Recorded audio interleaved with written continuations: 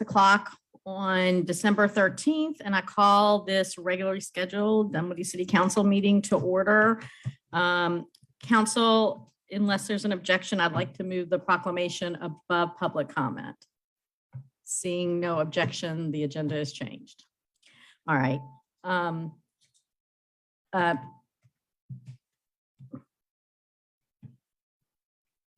Somebody have it up for Joe.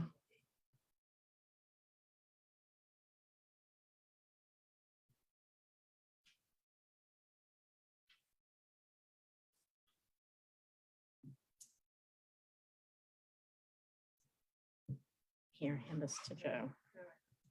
All right, Councilman Seconder, if you will lead us in the invocation and the pledge, please. At this meeting, help us to make decisions which keep us faithful to our mission and reflect our values. Give us strength to hold our purpose, wisdom to guide us, and a keen perception to lead us. And above all, let us be charitable as we deliberate. I pledge allegiance to the flag of the United States of America and to the republic for which it stands, one nation, under God, indivisible, with liberty and justice for all. Right.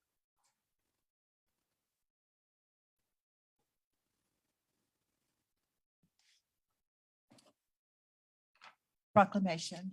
Whereas Jim Reithiker has been an active and involved member of the Dunwoody City Council, he was elected on November 5th, 2013, and served our community with distinction.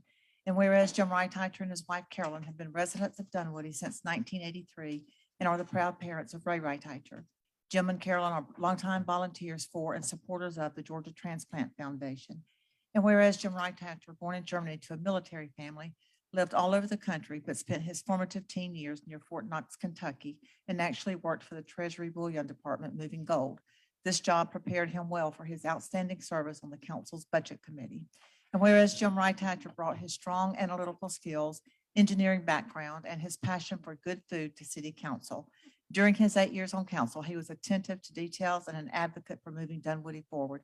Dunwoody has grown our police department, completed several important public works projects, continued to address paving and sidewalks, and acquired about 40 acres of new land for parks and trails during Jim Reithiker's tenure on council. And whereas the city of Dunwoody was served with distinction by Jim Reithiker through his desire to improve our community. Now, therefore, I, Lynn Deutsch, Mayor of the City of Dunwoody, do hereby recognize and commend Jim Reithiker for his selfless service to the City of Dunwoody. His professionalism and contributions to the community are an example and inspiration to his colleagues, his friends, and his family. Furthermore, I hereby proclaim December 13th, 2021 as Jim Reithiker Day in the City of Dunwoody and urge all citizens to join me in recognizing him for all of his accomplishments.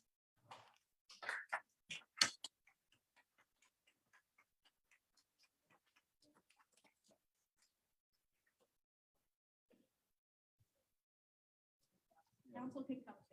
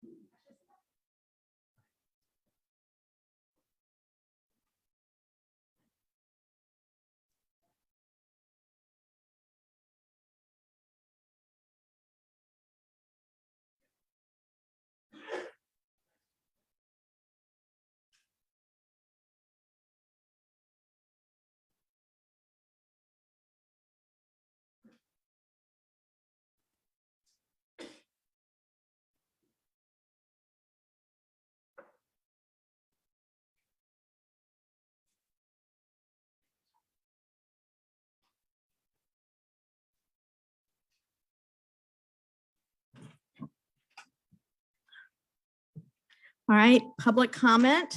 There are cards at the music stand, for lack of a better word, and fill it out. And Brittany is there if you want to hand her the card. And we have 30 minutes. Each speaker can have 3 minutes. And we have a second public comment section at the end of the meeting should we not get to you. And it's not a two-way conversation under Georgia's open meetings rules. We are not allowed to respond in a meeting setting. So we just listen. So with that, Sophia Walker, please.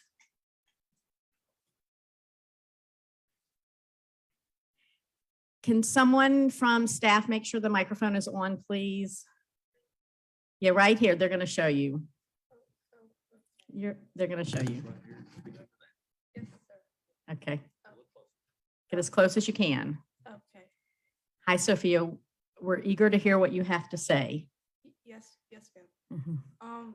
So thank you for your time, but I'm here to talk about softball fields and the need for them because we don't really have much in Dunwoody. We have a few, but they're not actually Dunwoody fields. They're Dunwoody High fields, so they're not like you can't really use them. But Chambly has fields like Murphy Candler and stuff. So we kind of really need them in Dunwoody, and it'd be really nice because when you're 14, a lot of girls age out because that's when rec stops. And so if you have fields, there's more time to play, and it'd be nice to have more. And yeah. Thank you. And I love your Bucky shirt. Nice Bucky shirt. Seth Murphy, please. And you'll have 3 minutes once you start. If you'll just introduce yourself. Hi, I'm Seth Murphy. Live in Dunwoody. I've lived here a long time. I also wanted to speak about the new proposed park at the Austin site. My home is directly across the street from where the proposed softball field is going to be. Me and all of my neighbors are very concerned about the lights, the noise from the field. So that's one of the most important issues. But secondarily, the park right now is an open field. When you drive down Roberts Road, you see an open field. You don't see a giant parking lot and a bunch of chain link fences. There's a lot of people that go to that field, that use the field for different sports. We in the community would like to keep that open. I think that's definitely what people in our neighborhood want, people that have heard in the area want, to keep it open so people could play soccer, lacrosse, golf, softball, whatever they want to do on an open field. And it will maintain that, I think, community feel by keeping it an open field. It'll have much better aesthetics from Robert Drive. And again, the softball field in our front yard or in our backyards, whatever it is a big problem in our community right now, a big issue in our neighborhood. So we hope that you would consider that, at least if softball fields are something that's important, maybe they can make them girls softball fields and move them to the other side of the park, where there's a church, where there's a road, but we just don't want it in our backyard or our front yards. I appreciate your time today. Thank you. I'm going to probably say your last name wrong, and I apologize. Carlos Lemos. Is that right? Lemos. Okay. Just like you heard, my name is Carlos Lemos. I just want to very quickly say that I'm very happy to be here today. This is a great example, illustrative example of what democracy should look like, where can members of the community come and speak to you and hear our voices and our concerns. So I also live in the Arden Woods neighborhood. And just want to echo what Seth said. There's concerns about the design as it currently stands. I think it includes a dense collection of athletic fields and courts, and when operating at maximum capacity will only benefit, we believe, a small fraction of a population. And given the relatively small size of the property and the adjacent residential lots, I think it's recommended the more passive park aspects that should be substitute for some of the existing proposals. I think I want something to highlight is the fact that we don't think that we don't want a park there. We do want a park, but we want that park to continue to have the community feel, what is open and inclusive for a lot of people in our community, and we don't definitely want that to become a commuter park, where it ends up being rent to multiple purposes and multiple activities, and where the actual community cannot get to enjoy. We're concerned about the lighting situation. We are very concerned about parking and traffic. There is a ton of little kids in our neighborhood, and we already foreseeing situations where people are running late to games, trying to park in the streets where there's little ones just, running around, walking or biking. We're also concerned about, like I said, the lighting and the noise. And just wanted to, again, give you one last piece of my concern is that, again, we're not opposing to have a park in the community. We are very much in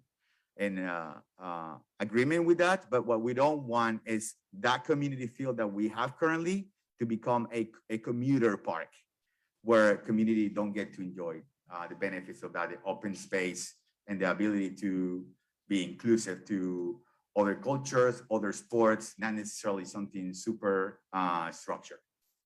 Thank you very much. Thank you. Sophia Shin.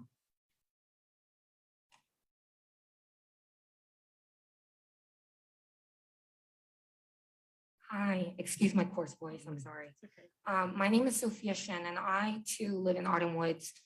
It's the neighborhood in between the new and the old Austin, obviously. So the problem obviously is that we're seeing way too much traffic already as it is with being next to the elementary school. And all the overflow from the nature center is coming over to us already. And for a park to be there at all different times of the day, there'll be leaves being held, lights being turned on. And then there were mentions of the light being almost like the professional lights where it's extremely bright. And it will create light pollution as well. And while I do think that Dunwoody girls do deserve better and deserve to have a softball field, but I feel that the plan to have it at the old Austin site almost feels like a subpar plan that they couldn't execute that at Brook Run. So it's being forced. It feels forced on Austin's old site, and the way that I think it's great that you guys offered the whole being able to allocate like the different activities that we would like to see at the park. And I think that was very great, but it's just, it will cause a lot of disruption when a lot of leagues will be coming from all over the state, right? From all over the state, not just from Dunwoody. And they'll be coming to that one area and just, I don't know, creating a lot of traffic and a lot of parking issues for our neighborhood, I feel like. And it is really dangerous for our kids. It already feels a little bit dangerous with a lot of parking traffic during like the 15 minutes of walking to school and after school. But imagine that on weekends and every like all hours of the day and night. And it would just really make our neighborhood people really nervous, I think. Yeah, but thank you so much for your time. Thank you. Thank you. Bill Willis.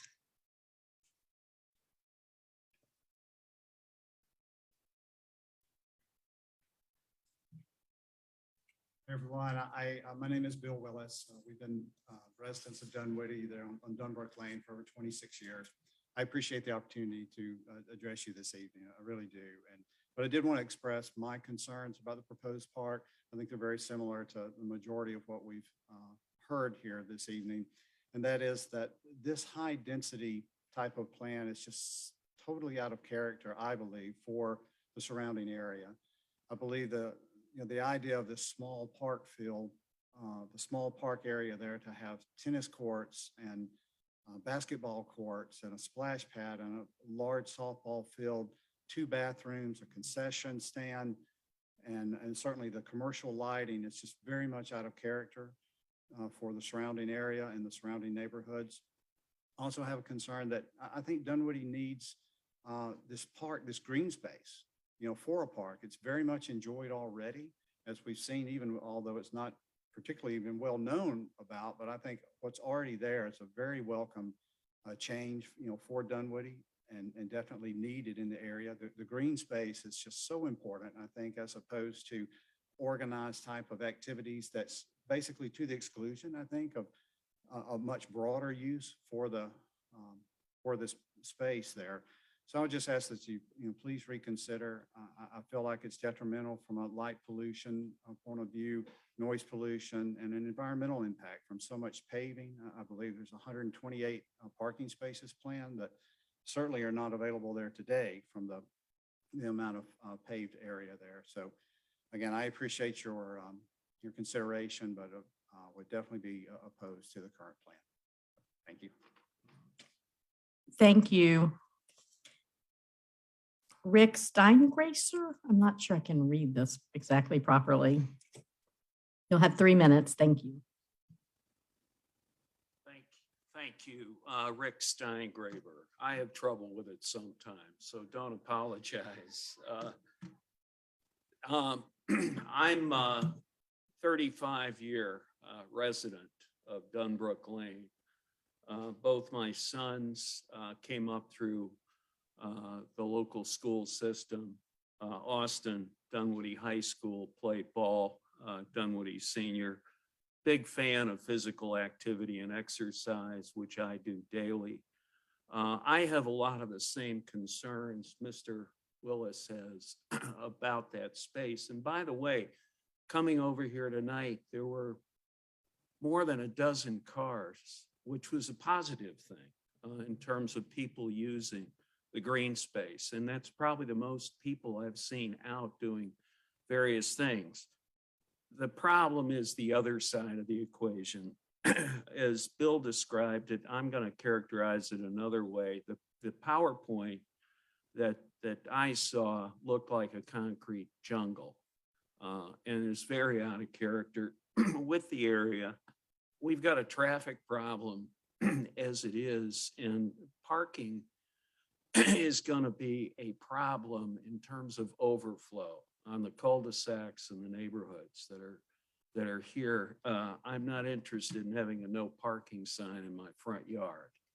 And I'm concerned that that's where we're going to head if this is a real magnet to draw a lot of activity and people outside the area. It's a tough call you guys have, and I appreciate that. And I think some of the items that have been suggested are good, and we need to expect some improvements, some physical installations that aren't there. But I think as it's laid out, as the view that I looked at, I think it's a little over the top. But thank you for dealing with this. And by the way, up to this point, I think you've done a great job in terms of creating an asset here for us. Thank you. Joan Dewaskin.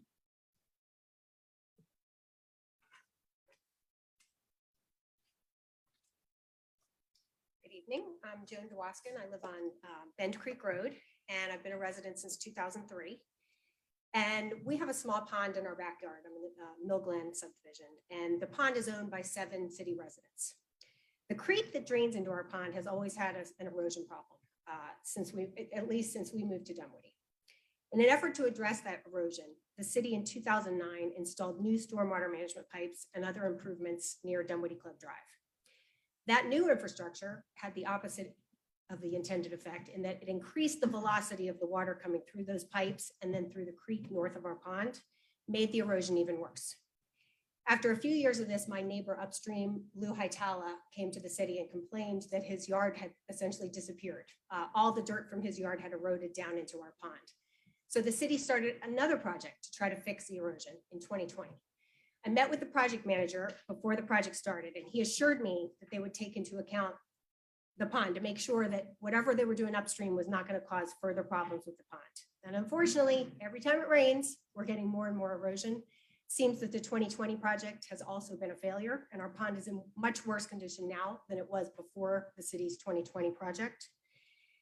Rather than talk with us, you guys have referred us to your attorney. And the attorney has said that she has been instructed by the city not to speak to us anymore, she's not willing to talk with us to negotiate to figure out what portion of the problems we're having with our pond are associated with the city's actions. I do appreciate that your attorney is telling you, don't talk to us, but I don't know what that means for us. We have been harmed by the city's actions, and it's very upsetting. I will tell you that all of the pond owners, we've come together. We feel very disappointed in the way we've been treated and find it hard to believe that our only remedy is for the city to say, just sue us, and then we'll talk to you. It just doesn't feel like what a small community should be and how it should treat its citizens. So I feel like it's important for you guys to understand, we don't want a lawsuit. We just want to talk. We want to understand, where does the liability lie? How can we allocate it and be treated fairly? Thank you for listening. Thank you. Owen Dewaskin.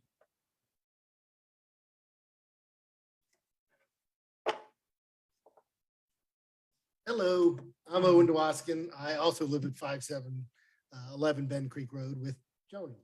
I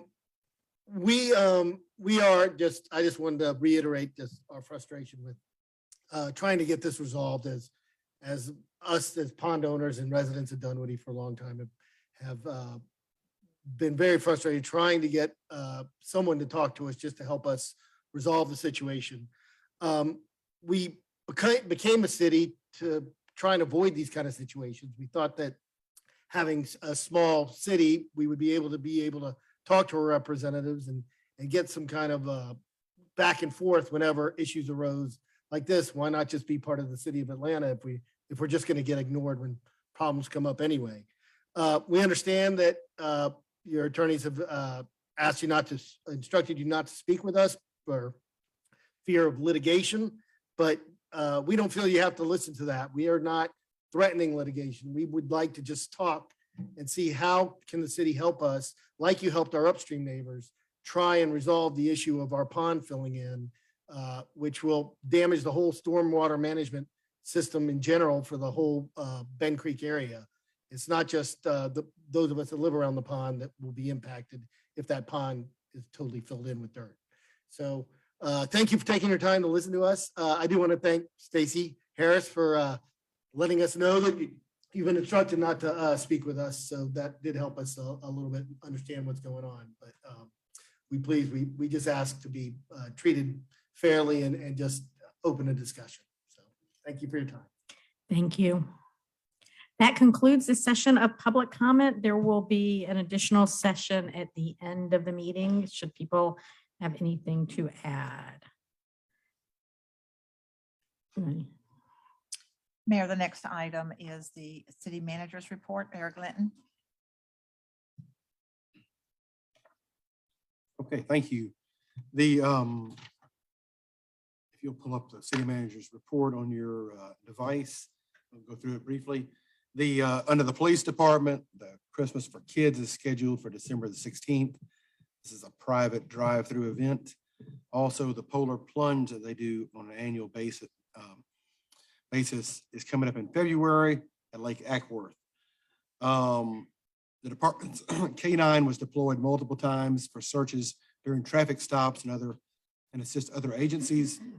And also we use that team actually also in distracted driving, pedestrian crosswalk details at Womack and Millstream Court and Peeler Road at Wynwood Drive, issuing 24 citations and 2 felony drug arrests during that time. There's several pages of other police-related items that you can read at your leisure. Going into Public Works, we have the construction bid advertisement for Shamley Dunwoody at Womack intersection improvement project, which will happen in January. Also, the Tilly Mill Road shared use path project public comment period in February of next year. Those are upcoming. We also have major projects completed, Peeler Road sidewalk, also the Mount Vernon Place sidewalk, and then Spalding at Shamley Dunwoody intersection continues, working on a stormwater issue for that area right now. The Parks Department on January 17th, Martin Luther King Day of Service, 9 a.m. to 12 p.m. at various park locations. So please sign up for that. Also, we have the Holiday Lights at Brook Run Park open on December 1st. We have the Austin school site project is now complete in terms of, it's open to the public in terms of what's there now. As some people mentioned earlier, the field is being utilized there. Also, the installation of 8 speed bumps were added along the main park drive at Brook Run Park to deter speeding. We did have our trunk or treat event was moved from Halloween or the week of Halloween to a few weeks ago. And it was a very successful event. We had the Elton Live, the Ultimate Tribute concert, very successful, nice evening at Brook Run Park. Upcoming events in community development. I'm just going to point out the zoning board of appeals meetings and also the planning commission meetings are all laid out there. We had 527 building inspections completed from October 29th through December 1st. A total of 95 illegal signs were removed by code enforcement. And also we had 90 inspections completed by the city engineer during that time frame as well. Economic development, we have the department work with the communications department on the Atlanta Business Chronicles Perimeter Marketplace report, or market report, and Atlanta Magazine Guide to the Central Perimeter. Also, the construction of High Street Phase 1 is underway with a clearing of the site and relocation of utilities. Under communications, we have the new Dunwoody Digest printing of the January through March edition coming out now, and also the department issued 4 press release, 11 media inquiries, and 26 articles. And there's a link to that in your document. And it's posted on the website as well. We have the finance team is creating a safety committee as part of the risk management program. And that's extended to all departments within the city to mitigate future risk. And also the department received the Georgia Interlocal Risk Management Agency, GIRMA, grant for safety items as part of that program. We also started our first internal audit with Nichols, Colley and Associates, working on purchasing cards and gasoline cards. They're our new internal auditor. We have under municipal court, 390 cases were disposed of and 43 were reset. We also have our new deputy clerk, Tyler Bryant, started on November the 29th. So we're excited to have her there in the office as well. But anyway, that concludes my report. I, as well as the city staff, are here to answer any questions that y'all may have. Anybody?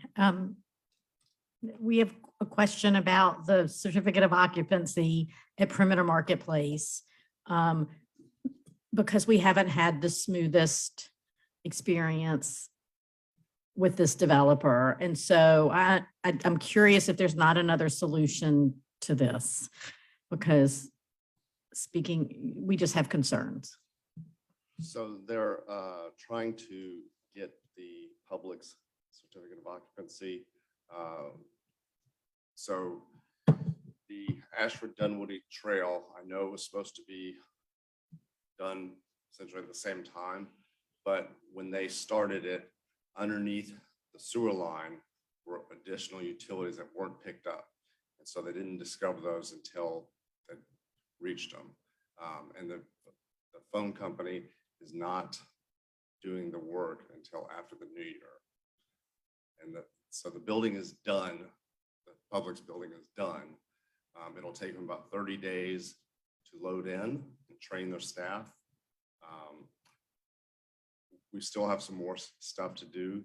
The turn lanes on Ashford Parkway are not paved. So they're still several days away from getting a certificate of completion. And again, the 30 days. So. Okay, so you understand why we might be skeptical. I'm speaking just for myself, but at least for a few other council people. And so what assurances do we have that a year from now, every restaurant isn't going to be occupied? So Publix is by far probably their largest rent payer. And so what assurances do we have that we're not giving them a certificate of occupants for their biggest tenant? And then a year from now, we still don't have a multi-purpose trail. And it's not in construction, there are unexpected events. I told them that they will not get any of their outbuildings any certificate of occupancy for any of those until the trail is completely done. Okay, so again, their largest amount of revenue is going to come from that Publix. What is your plan, or what is the city's plan to make sure that a year from now, we are not having this conversation? Have they laid out a clear strategy? Have we communicated with the telephone company? Yes.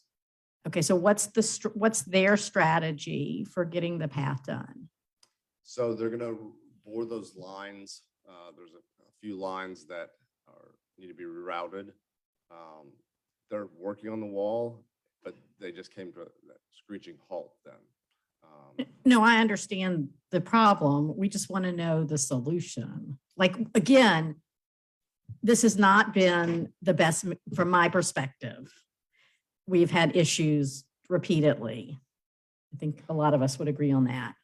And so I'm sorry if it's wrong, but I'm skeptical that they're going to follow through in a timely manner. So what assurances do we have that they're going to follow through in a timely manner?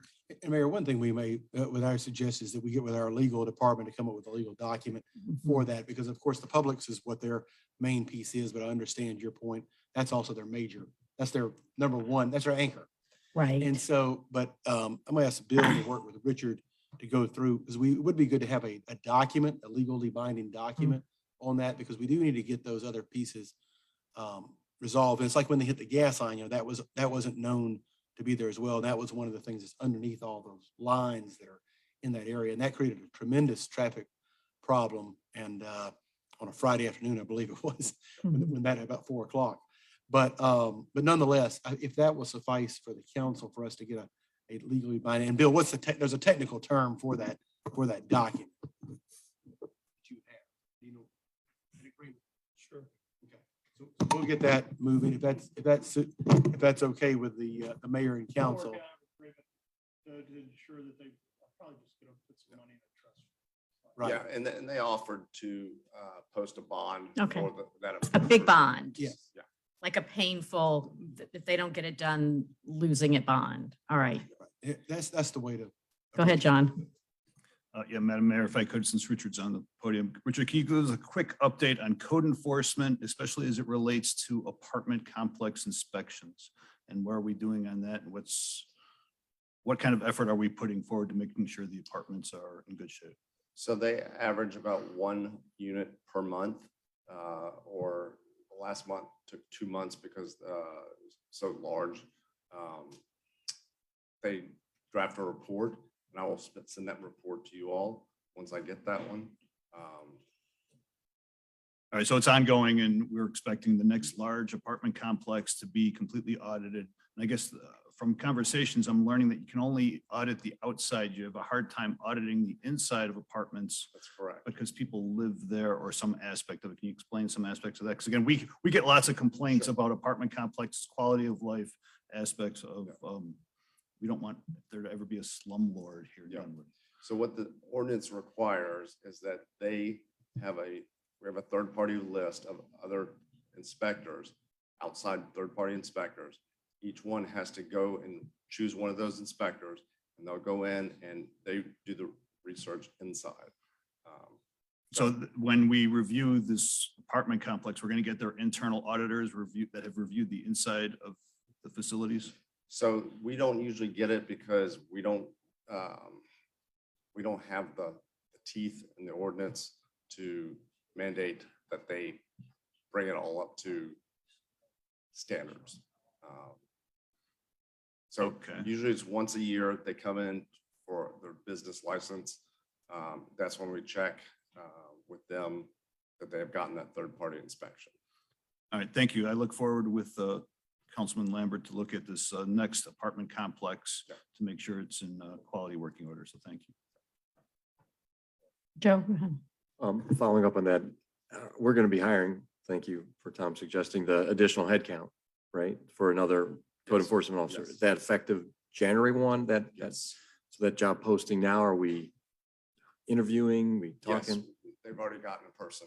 So. Excellent. So just let the general public know that we're adding to be more proactive, so the pivoting from is really trying to be more proactive in general across the board in many ways, right, Eric? And I know there's some newer faces here in the crowd. I could ask Eric Lynn, but I'm going to ask, but just state question. If you take the time and look at the agenda, pull up the city manager report from this week and see everything the city's giving you and the services that we're delivering there. It's quite a nice thing. And the last thing I'll just throw out by you is if you look at your 2009 property tax record and you look at your 2021 property tax record, if you've been here that long, just pull up the city amount and you'll notice it's the same. The total amount is the same. It's frozen. So we have a frozen tax rate there that we're getting to you. So when people talk about doing things with efficiency, that's what we're doing here. So anyway, thank you. Stacy. Richard, since you're here.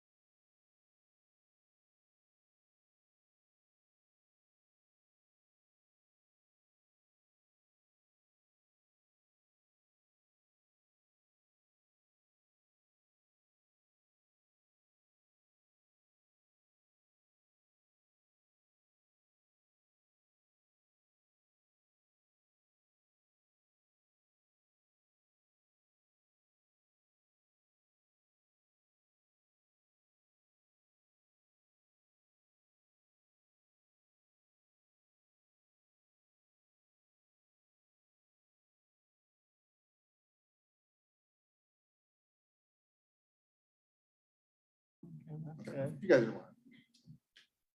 Evening, Mayor, council members, thank you for your time. I'm Ted Berto, this is Chris Hopper, Wendy Clifton, and William Woodall are other members of our team that are not able to attend tonight, but they send their regards.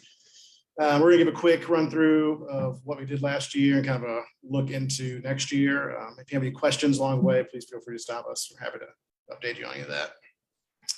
Last year for the legislative session, the COVID precautions were all still in order. The Capitol masks and testing was in place. They put up screens where the normal rope line was to kind of prohibit public from gathering around the chambers, which made kind of getting in and out more difficult. They also prohibited large groups from attending, which is kind of the first since 20. As far as major legislation that the session was kind of known for, there's obviously SB 202, which was the voting rights bill, which I'm sure everyone's very familiar with. It was an amalgamation of what would be like 15 individual pieces of legislation. There were about 100 measures in total that were regarding elections that were introduced. About 15 ended up being signed by the governor. Citizens Rest, which was HB 479, limited some police powers given to general citizens. It was a result really of the Mart Aubrey incident. And so I think everyone in the state can be really proud of that piece of legislation. There was a Tax Relief Act of 2021, which was described as a modest first step. I think you can anticipate a lot more of those coming in this session. It was an increase in the standard deduction given to citizens of Georgia, roughly $140 million, somewhere between $1,000 for married filing jointly and $400 for individuals. The COVID liability law that was introduced and passed in 2020, which required a gross negligence standard for individual businesses, and it's the reason you see all the signs and businesses, was also extended again for another year. So that will go through until this coming session. I anticipate we'll probably see a renewal of that. As far as legislation that concerns the city, we tracked about 140 bills that would have impacted the city one way or the other. Of that, we really engaged on about 10. Some of those are listed below. There was the speed camera issue in school zones, which was originally introduced by Dunwoody Representative Mike Walensky, was HB 199. That became HB 248 by Representative Alan Powell. It passed the House and is currently sitting in the Senate for further action this coming session.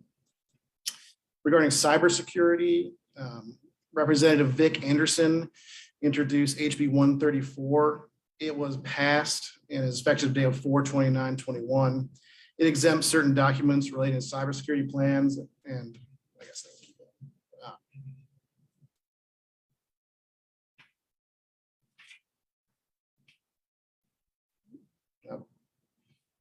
Go back. some plans and the systems from public disclosure. SB 52, introduced by Senator Bruce Thompson, provided standards for cybersecurity programs and provided liability relief if you had those standards met in place. It passed the Senate and sits in House Science and Technology for further action this year. Teleconference meetings, SB 95 and its companion measure, HB 98, were both introduced. It allowed for certain agencies and members of those agencies to participate by teleconference. HB 98 was passed and its effective date was 5/4/2021. Dunwoody opposed several members. Two of the major ones you see below were HB 302, which restricted the methods of calculating regulatory fees. It was introduced by Representative Martin Momtahan. It required proceeds from local governments for regulatory fees be used for that regulatory purpose and not for general appropriations. It went through several phases, made lots of amendments in committees. It was passed by the House and now sits in the Senate. It's going to concede further amendments probably going forward. A second one was HB 328, also introduced by Representative Martin Momtahan.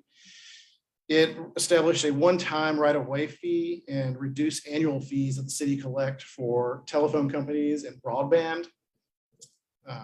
It became part of a larger discussion about broadband in city areas and established in the House. It was passed and then went to the Senate. The Senate made a floor amendment and established a broadband rate of 5 cents per foot annually. And for those service providers that did not provide broadband, a rate of 19 cents per foot annually. So that sits back into the House where it can be considered as a special measure going forward. So it's kind of still up in the air whether or not we'll see that one get passed.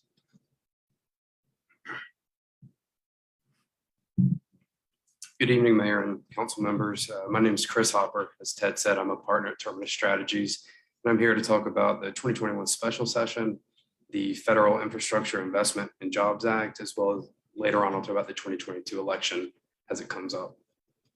As you know, the General Assembly gaveled back in November last month for a special session. You might ask, what is a special session? Special sessions are when the General Assembly meet outside of their normal 40-day session earlier in the year Examples typically include disaster relief funding, balancing the budget, or in this case, to redraw the district maps. You may ask, why do we redraw the maps and why do we have redistricting and reapportionment? It's because it's constitutionally required by 14th Amendment of the US Constitution and Article 3, Section 2 of the Georgia Constitution. Procedurally, Governor Kemp called for the special session back in September, and then they gavelled in November, the beginning of November. This year, the House Committee on Redistricting was chaired by Representative Bonnie Rich, and the Senate Committee was chaired by Senator John F. Kennedy. They met over summer, had many hearings, joint hearings, listened to public comment, and then when they gavelled in for special session, they had approximately 3 weeks to pass the new maps. The first week was committee meetings, the second week was passing the state maps, and the third week they passed the federal maps. Generally speaking, both congressional and state map districts slightly increased in size. And over the past 10 years, the census data showed that Georgia gained approximately 1 million new citizens in population. The state saw a loss in rural areas with population and a gain in the metro areas. However, the 1 million that we gained in the state wasn't enough to gain an additional congressional district. We still remain with 14 congressional districts. Okay, so as I mentioned earlier, Kemp called for the special session. In that proclamation, he has to list what can be discussed during the special session. So he listed maps and a handful of other issues. Those issues, I picked a couple to highlight, one of which being the sales and use tax on gasoline and other tax code provisions regarding the new federal laws, being the Infrastructure Act and also the Building Back Better Act that's out currently. The governor's proposed judicial amendments, including the Judicial Nominating Commission, as well as the City of Buckhead issue came up. It was filed by Senator Brandon Beach, and other various committee hearings included healthcare issues, university fees, and the e-commerce and freight and infrastructure funding. So as for the outcome for the special session, currently City of Dunwoody fell within House District 79, which is Mike Walensky's district. Now with the new maps, Dunwoody will fall within House District 52, which is currently held by Shay Roberts, and House District 80. That's a new District 80, and the geographical area of that new 80 is the majority of what Mike Walensky has right now. So it's pretty much a new District 79. The Senate maps that were affecting Dunwoody, the state Senate, there is no change. It'll still be District 40, which is Sally Harrell. It can get the congressional maps. Dunwoody used to fall within Senate District 6, which was Representative McBath, and now we're going to fall into District 4, which is Hank Johnson's district, which recently expanded north to include the City of Dunwoody. The status of the maps, all three sets, so the state Senate, the state House, and the congressional maps, they've all been sent to the governor at this point for consideration and signature. If he signs them, then the maps will take effect at the beginning of the next election cycle. Generally speaking, redistricting will be followed by complex litigation regarding constitutional issues relating to the new maps. That said, Kemp has 40 days, Governor Kemp has 40 days where he can consider the maps and decide whether or not to sign them. Day 40 will fall on January 1st, 2022. Hey, Chris, before you go, the sales and use tax on gasoline, is that any local impact at all? Just bottom line it to us. No. Okay, thanks. Shortly. The next topic is the Federal Infrastructure Investment and Jobs Act. So I'm not going to hold myself out as a federal expert on 1,000-page bills. So I tried to summarize 1.2 trillion into like 6 or 7 bullets. Hopefully, yeah, we'll see if that worked well. So the basic breakout is approximately 50% is going to go for transportation and 50% will go for non-transportation issues. Of the transportation, there's Federal Highway Administrative Formula Funds. An example of that might include FAST Act funding, grant funds, which is new opportunities for competitive funding. I highlighted that because there's going to be $2.5 billion over the next 5 years for EV infrastructure, so electric vehicle infrastructure grant programs, which that might trickle down to state and local for trying to become a part of those grants. And then on the non-transportation side, that's broken into power, broadband, water, and resiliency infrastructure. Resiliency, I didn't know what that was until looking it up. That's for mitigating against inclement weather and potential climate change issues. We'll continue to monitor the IIJA And if you need a further breakdown of the numbers, we can also try to get that for you as well. Just let us know. The next federal act is the Build Back Better Act. It was passed by the House on November 19th. It is in the Senate for consideration. It's incredibly complicated and is a moving target almost always. It changes almost bi-weekly. Over the weekend, there was an 1,100-page amendment that was introduced in Senate Finance. As you can see on the slide, these are the breakdowns of where it was when it passed the House. Most of that, not all of that, is kind of changing as it goes. For example, in the amendment, almost everything that would result in changes to the city has changed except for the cap on the SALT portion, which remained the same.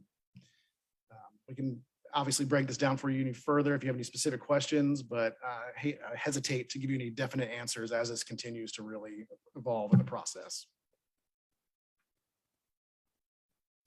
So this brings us to what to expect next year. Next year is going to be very interesting. I think with the election year, the vast majority of the conversation is going to be around the budget and campaigns. The budget is going to be a massive, massive undertaking based on ARPA funds, surplus, and the way that tax revenues have increased already this year. We're looking at approximately 4.8 billion in ARPA funds, 3.6 of which, after you fill the rainy day fund, 2.2 surplus funds are available and need to be spent.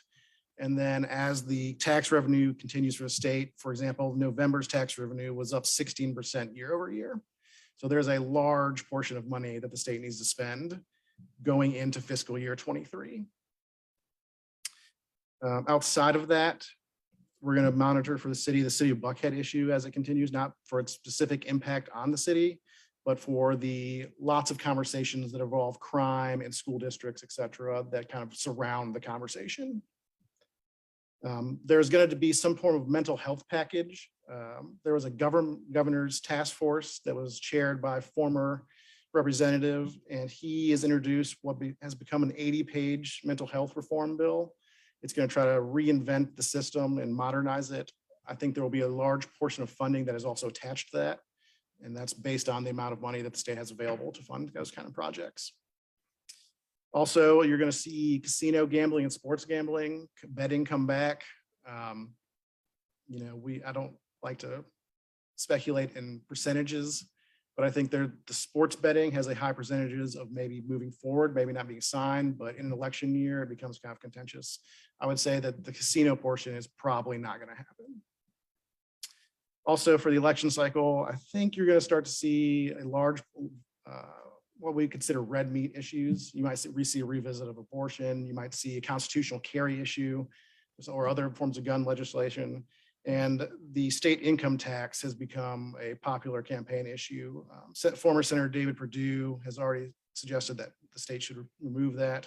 And State Senator Butch Miller has said that it's quote unquote stealing from the public. So that's kind of what we have looking forward. Any questions about kind of an outlook before we move on?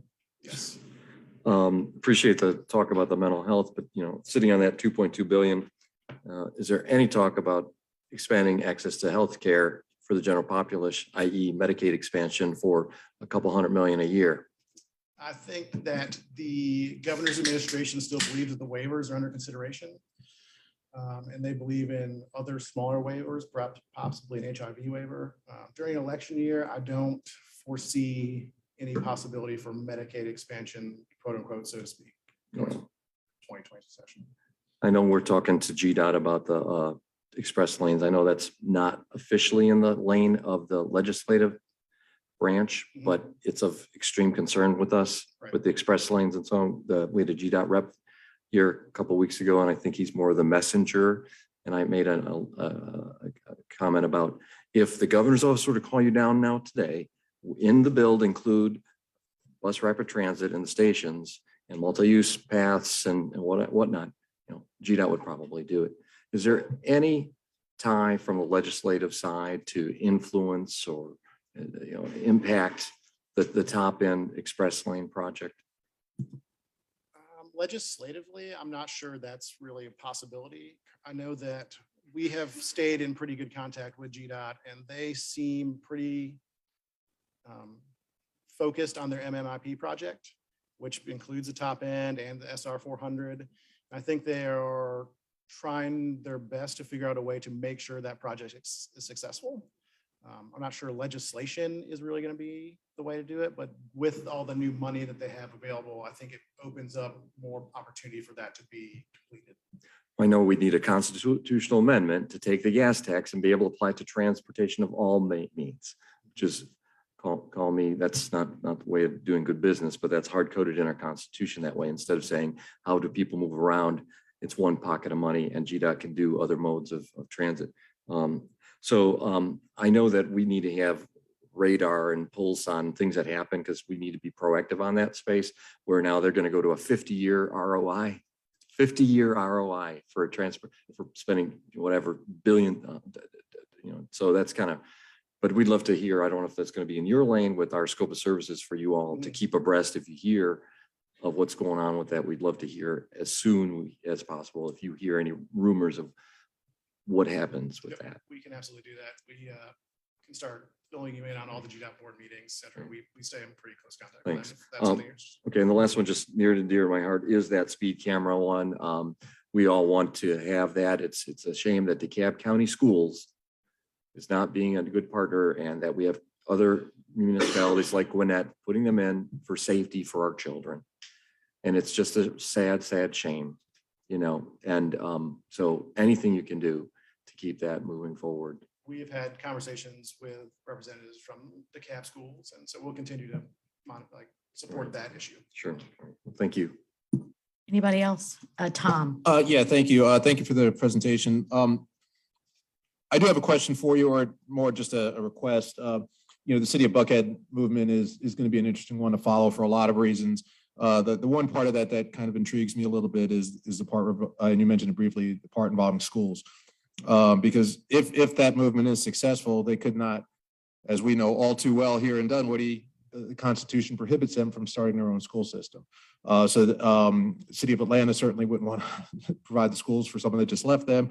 And from what I've heard, Fulton County wants nothing to do with it either. So I mentioned all this for the fact that I would love for you guys to pay attention to those conversations specific to education, because regardless of what happens with Buckhead, and even if that movement fails, if there's any sort of solutions to that problem that have been presented that we may be able to pursue here in Dunwoody from a perspective of eventually having some more control of our own schools here, I would love to be able to do that. So if you get, again, just closely follow, especially the education portion of that, whether it be, there might be a legislative proposal that's made of handling it with new legislation or something. Anything at all that we might be able to use here in Dunwoody to gain more control of our local schools would be appreciated. Yep, absolutely. I think the conversations surrounding the city are almost more impactful than the actual city movement.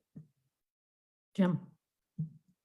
Thanks for your presentation. I really don't have a question. I'm more of a comment for my counterparts here on the dais. As we go forward as a country, as you guys deal with, because I won't be here, but as you guys deal with the things that are going to be coming up budget-wise because of inflation, you're going to hear a lot more about it. You're going to be dealing with it from up here. It's going to be part of the landscape going forward. Just remember the IIJA and the Build Back Better Act, those two big monstrous printed money federal programs. That right there is, part and parcel of what's creating that inflation. I just wanted to put that on the table and make it explicit. And, there you have it. You're going to be seeing the practical results of it when you deal with budgetary problems caused by inflation in future years. Artie? Yeah, thanks for the presentation. Quick question. So respect to the redistricting that we have, what do you guys think we should be mindful of as a city with this change? I'm not sure, outside of having an additional member of your delegation, I'm not sure much is changed for the city, if we're being honest. Okay. I think representation will be fairly similar as it has been in the past. John. Thank you for your presentation. Two bills that I'm semi-interested in. First is the tax abatement aspect of two different municipalities or two different governmental agencies getting a bite at the apple, whether it be the city of Dunwoody doing a tax abatement on something. And if that doesn't go through, then they can go to the cab and go and get a bite of the apple there. I believe there's been a bill that's been dropped by Representative Walensky to correct that. And I think that's something that should be looked at very closely. Second item is that we had our City of Dunwoody Charter Commission put forward recommendations, and I believe that's local legislation. I don't know. I'm guessing that's going to be, maybe they were too busy the first session to take a look at it, and I'm guessing that it might go forward the second one. Take a look at that at some point. You know, whatever happens with that, that's should be on somebody's desk as well. Okay. Great. Thank you so much. Senator Harrell. Thank you. I think that's on my desk actually still. So Stacy, anything? Joe? What is your perspective, because it's the second year on the nasty zoning legislation that pops, that doesn't necessarily directly impact us because we don't regulate things like paint color and stuff. But, you know, I believe it's a really slippery slope. It didn't seem to pop up last year. Do we think it'll pop up this year and the second year, or you think they'll be too fast in a hurry to get out? I hope that it doesn't pop up. Right. We'll obviously monitor if it does. I think there has been some statements around the speed at which session will happen, and they want to be out before St. Patrick's Day. Wow. So that they don't campaign. So hopefully, based on the speed and the other issues that are going to be available, we'll kind of avoid that for another year. If not, we'll certainly keep an eye on that one. Okay. The GMA, the last year, Mary Margaret Oliver introduced some sort of nasty legislation related to abatements, and the county association, ACGA, is that ACCG, has expressed interest in, to John's point, I have asked GMA, and I'm asking you to advocate for a study committee. I don't think there's going to be the statewide will to modify the process. And I also think the Georgia Association of School Boards should be part of the study group as well. My sense is that because it works fairly well in most counties, there wasn't interest in doing anything, but apparently at least one of the leaders of the county association is a former school board member or something and has an interest, which is fine. I'm all for it's either got to be all or nothing. It can't be a county by county. We can't forbid activity in DeKalb if it can happen in Fulton and Gwinnett, because that leaves us less competitive. And so, but I do believe that we could use a study committee on this issue. We can certainly touch base with the ACCG people. And then the school camera legislation. When I spoke to, is it Senator Powell? Representative Powell, somewhere I ran into, maybe Savannah. He mentioned last year it got muddied up at the end with another bill. But he mentioned that he was going to get it through this year. It would really help if it was like in January and it could get to the governor's desk so that we could get the stuff in process, at least for next school year. We could have the cameras installed. So let us know how we can help in that way. We will certainly talk to Representative Powell. I will caution you that I don't think much will get done in January. Okay, because of the budget. Just because of how they come in, and we tend to waste a few days. Yeah. But we will certainly push that harder than normally. All right. Well, thank you. Anybody else? Thank y'all very much. Thank you for your public service and for letting us represent your city and the constituents that you represent. It's been an honor. Thank you. Thank you.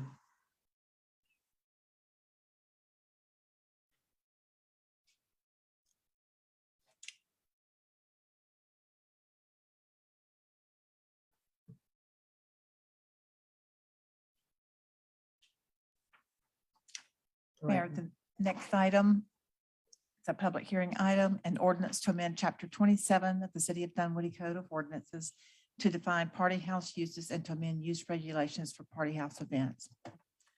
Madeline Smith.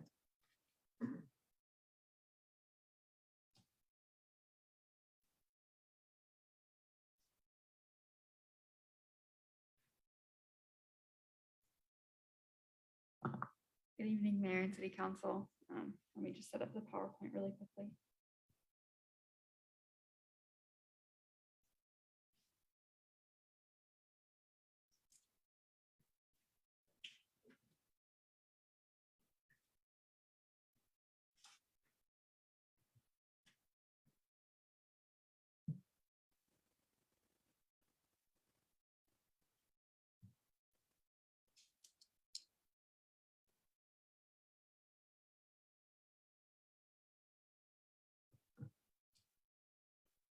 Sorry, I'm having technical issues.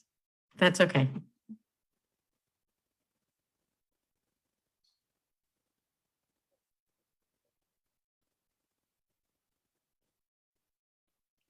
Work. This one we can probably handle without a PowerPoint. Probably. Oh, there we go. There it is. Oh, that's why I did not realize. I'm used to pulling up the PowerPoints myself. I think IT was trying to do it for me. And I was fighting against them with my mouse. So we don't have it. And again, I don't know that we need it. Yeah, I can go ahead and proceed. Yeah. Essentially, there's just two text amendments that we're asking you as community development to consider. In the interest of time, I'm going to give a brief presentation on each, even though there's two separate items this evening. So the first amendment under consideration, again, is related to party houses. We have defined party houses as a new use. The aim is to regulate commercial events in residential homes. By commercial event, we mean any party or ceremony or reception where a fee is charged for the use of the dwelling and or entry to the dwelling for the event. We have amended our use table to specify that any party house event requires what's called a special administrative permit prior to hosting the event. In those circumstances, we would look at these types of events and determine if there's any impact similar to the special event requirements. But regardless, they're not allowed in residentially zoned districts. But if people were to hold party house events in commercially zoned districts, they would undergo a special process to review those. This is specifically targeting special or commercial events. It's not going to prevent residents from using their private homes for their own private events. So I just want to make that very clear. The intention is to prevent nuisances and maintain the residential character of neighborhoods. Party houses have presented challenges to places like Atlanta and Sandy Springs. We've had our own issues. We had one sort of party house that got out of control. So this ordinance is modeled after the Atlanta and Sandy Springs regulations. And we are presenting it as a preventative measure to make sure that doesn't happen in Dunwoody again. We want to make sure they don't get pushed out of those cities and into ours. And the second amendment under consideration this evening is related to food trucks. We have existing regulations for them. This amendment just tweaks those requirements. Essentially, it would allow food trucks within 100 feet of an eating or drinking establishment with the permission from the owner / operator of that establishment. Additionally, it would not require trucks to be moved at the close of business, provided they're not visible from the street. So they don't have to pack up at the end of every day. This would allow them to stay there. This amendment was prompted by a specific circumstance in the Dunwoody Village. There's a new collection of restaurants to be opened, and they're all centered around a courtyard. The owner would like to utilize that courtyard and activate the space. So this amendment would apply to that specific project, but it could also be generally applied to other similarly underutilized open spaces. And we also feel it would, support the comprehensive plan's goals of fostering a business-friendly environment. But overall, those are the two amendments that I have before you this evening. Thank you for your time, and I'm available for any questions. Okay, so I'm gonna have to still do the two public hearings separately. So you've read it already, Sharon? You've read one? Okay, so, I've read one. okay, so I'm going to open the public hearing on the party house regulations. At this point, there'll be 10 minutes for the party house regulations and 10 minutes against. So I'll start with for the regulations. Is there anyone in the public who would like to address for? Okay, seeing none. Is there anyone who would like to address against the party house regulations? Okay, unless there's an objection, I will close the public hearing and ask for any council questions or discussions. And I'll start with a quick minute of history. When Sandy Springs adopted their more stringent and then even their more stringent party house rules and regulations and consequences, I came into City Hall and I said, should we do something? And we're like, well, we don't really have the big gated houses. And then like a month later, somebody purchased a house in Dunwoody to be a party house because Sandy, and I think it's direct relate. So we haven't had a huge problem. We shut them down pretty quickly. But just in case, we want to send the message. So that's where this ordinance change came from. John?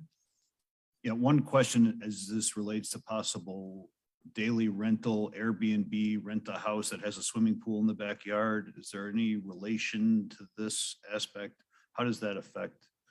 Is that already outlawed, I think, or is it? Short-term rentals are, Airbnbs are called short-term rentals. Short-term rentals are not allowed in residential areas. So there's no real overlap in the sense of that. So thank you. I just wanted to make sure I understood the concept. Because again, we've had houses being rented with pools and then parties thrown in the backyard for one night. So thank you. Mhm. And there is an overlap sort of because the owners of these homes often advertise them on Airbnb or other short-term rental sites to get and then the party host rent the house. Right. So that's where the connection is. But so originally like, well, we don't allow short-term rentals, but then, yeah. So anyway, anybody else? Oh, Stacy. So Lynn, you talked about the consequences. So I guess my question is, I understand the definition and I understand it's not permitted, but what are the consequences? So any violation of our ordinance, you're subject to getting a citation from our code enforcement division or PD. And so those consequences would be doled out. So let's pretend it's 10 o'clock and I have a party house going on to me next door. I call 911, right? Because code enforcement doesn't work at 10 o'clock or midnight.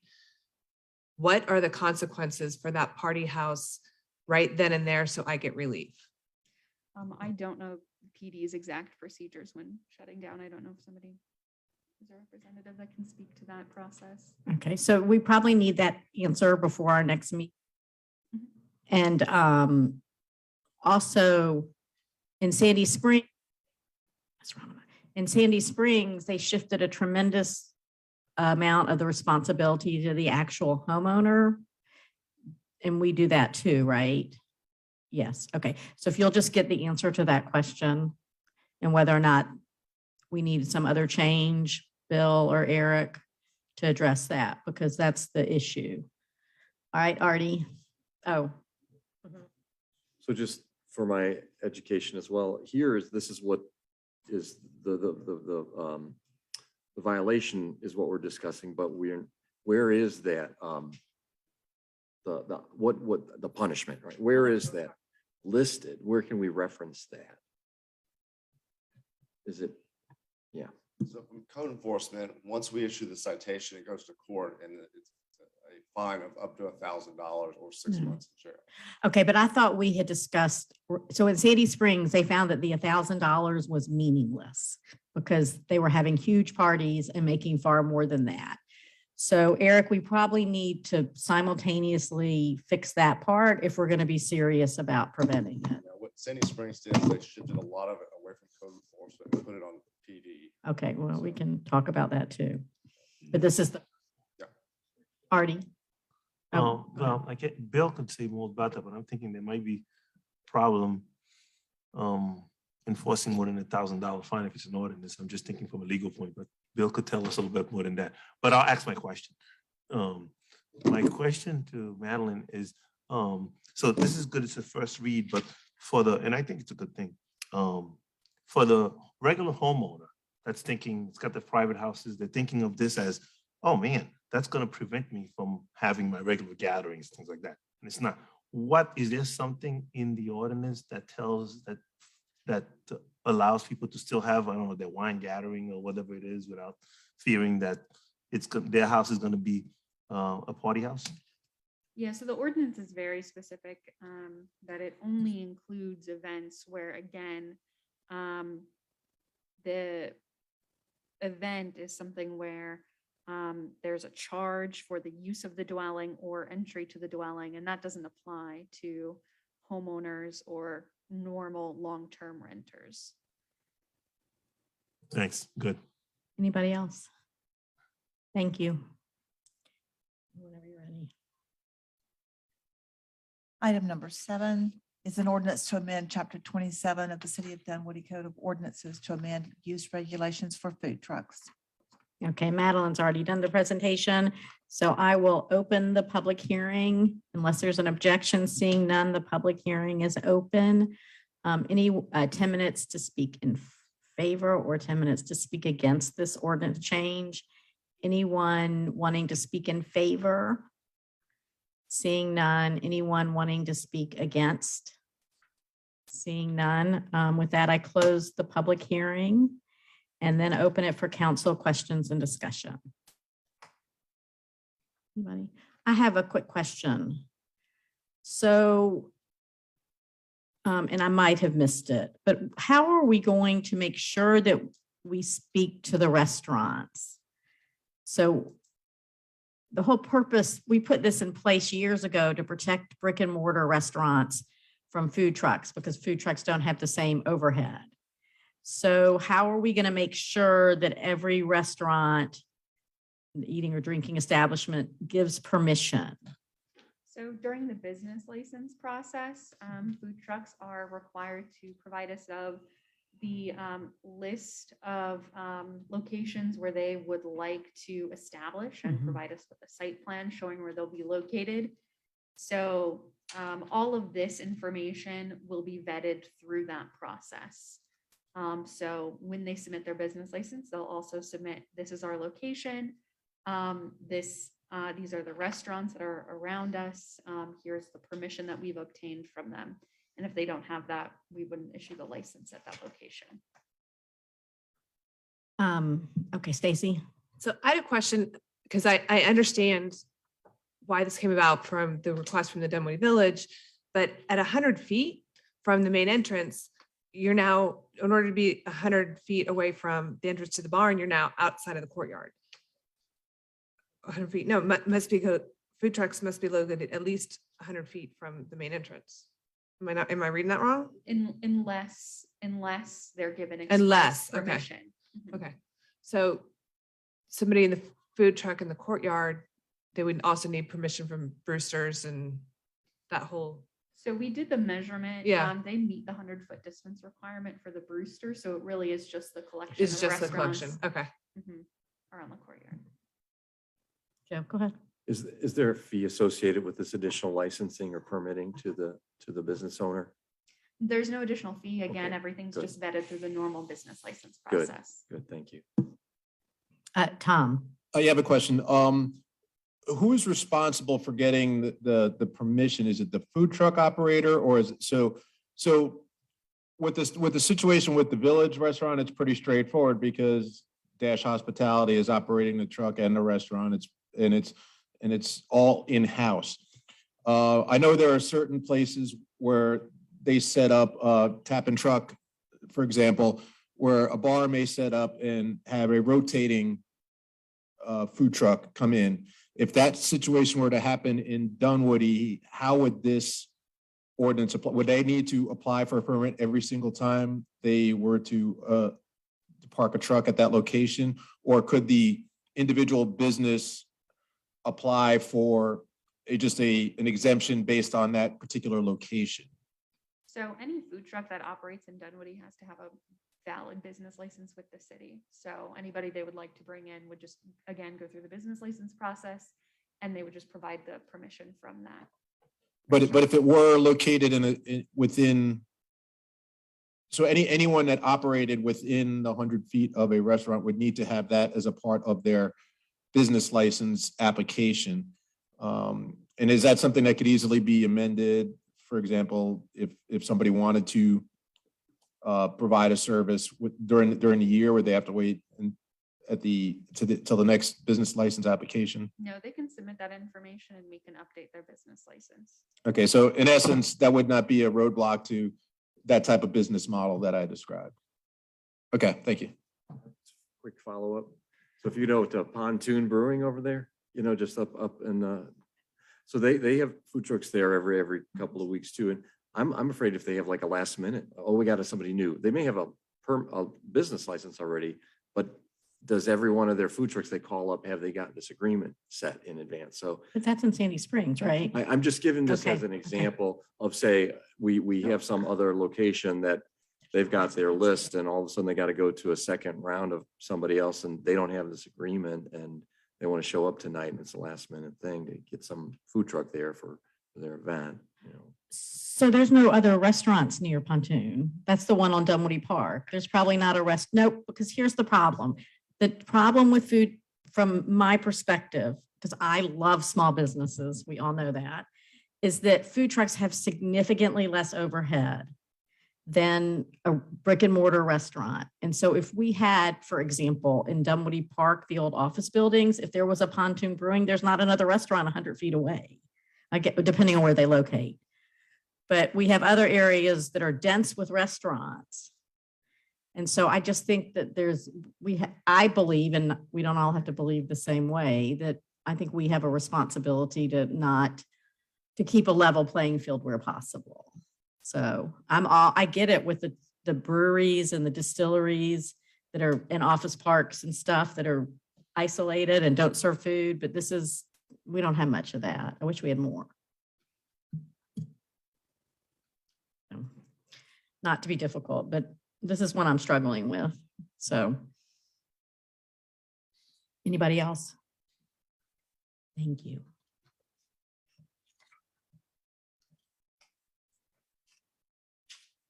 So we're on to the consent agenda. Hold on one second. All right. So on the consent agenda, we are approving and renewing some, go ahead. I guess I can't On the consent vote agenda? on 14. Yeah, I'd like to recuse myself from item 11. Right. Okay, so you have no financial interest. We don't, it will That's- cost you money to serve on these boards. I know. I was told I should recuse myself. Okay, that's fine. You can recuse yourself from 11 and you recuse yourself from, Artie, which one is you? 14, I'm 14. 14, okay. I don't want to influence the board. Right, okay. All right, so I'm just gonna read the people we're appointing. Councilman Teitcher to Discover Dunwoody, Deb Cameron to Planning, Valerie Griffin, Jason Metzger, Michael Prey, and Nathan Sparks to Sustainability, Claire Botch and Joe Tuttle, and Councilman Artie to ZBA. And I appreciate everyone's willingness to serve. Does anybody have questions on anything else on the, or anything on the agenda? Move to approve. Moved by Stacy, Second. second by John. And the recusals have been noted, I presume. Yes. So any further discussion? All in favor, say aye. Aye. Any opposed? Hearing none, the motion carries.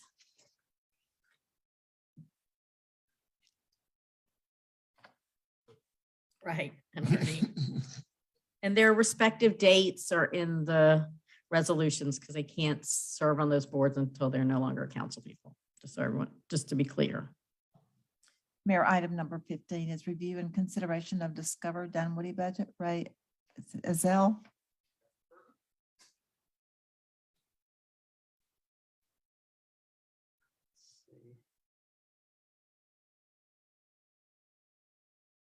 excited to be here for my first budget meeting.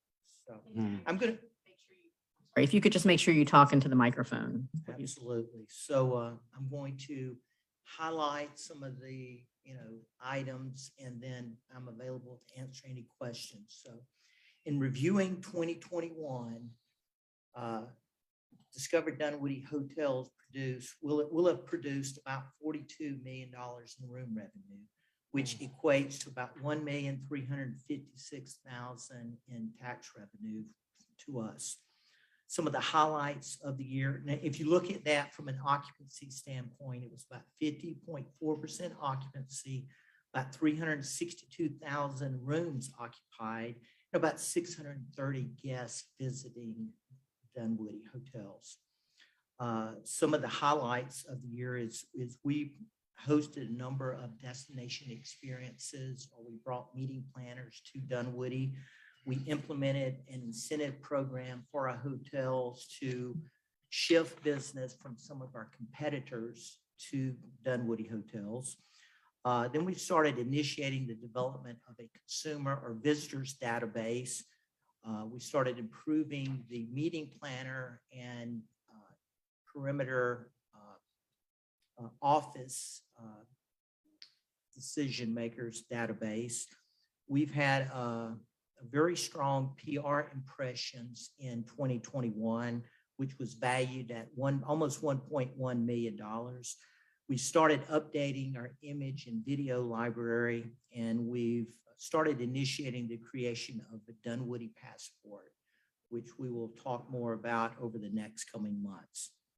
So for 2022, our budget is $57,048,723 in hotel room revenue, which is 37.3% above 2021. Our budget in 2021 was $950,000 in the pandemic year. Again, we're actually forecasting 1.3 million. So the 37.3% increase is based upon the tax revenue that we're collecting in 2021. We're forecasting or budgeting for 62.7% in occupancy, which is a 24.4% increase over 2021. Now, with the opening of the AC hotels, we have more supply in Dunwoody, which is great for us. We're budgeting for 841,000 guests to visit Dunwoody hotels, the 9 Dunwoody hotels in 2022, which is a 33% increase, or an additional 208,000 guests. The budget is based upon it's $1,711,461, which is 26% increase over the forecasted 2021 tax revenue.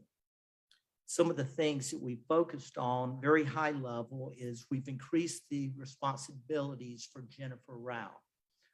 She's been a full-time temporary employee of Discover Dunwoody for a number of years. So we've increased her responsibilities, moving her into a management position, and we're shifting some responsibility to focus more on community development and community engagement, as well as the other things she's doing. We're transitioning into the Insperity, from our previous HR provider, which is going to be, help us save $3,000 a month from what we would have spent in 2022 with that provider.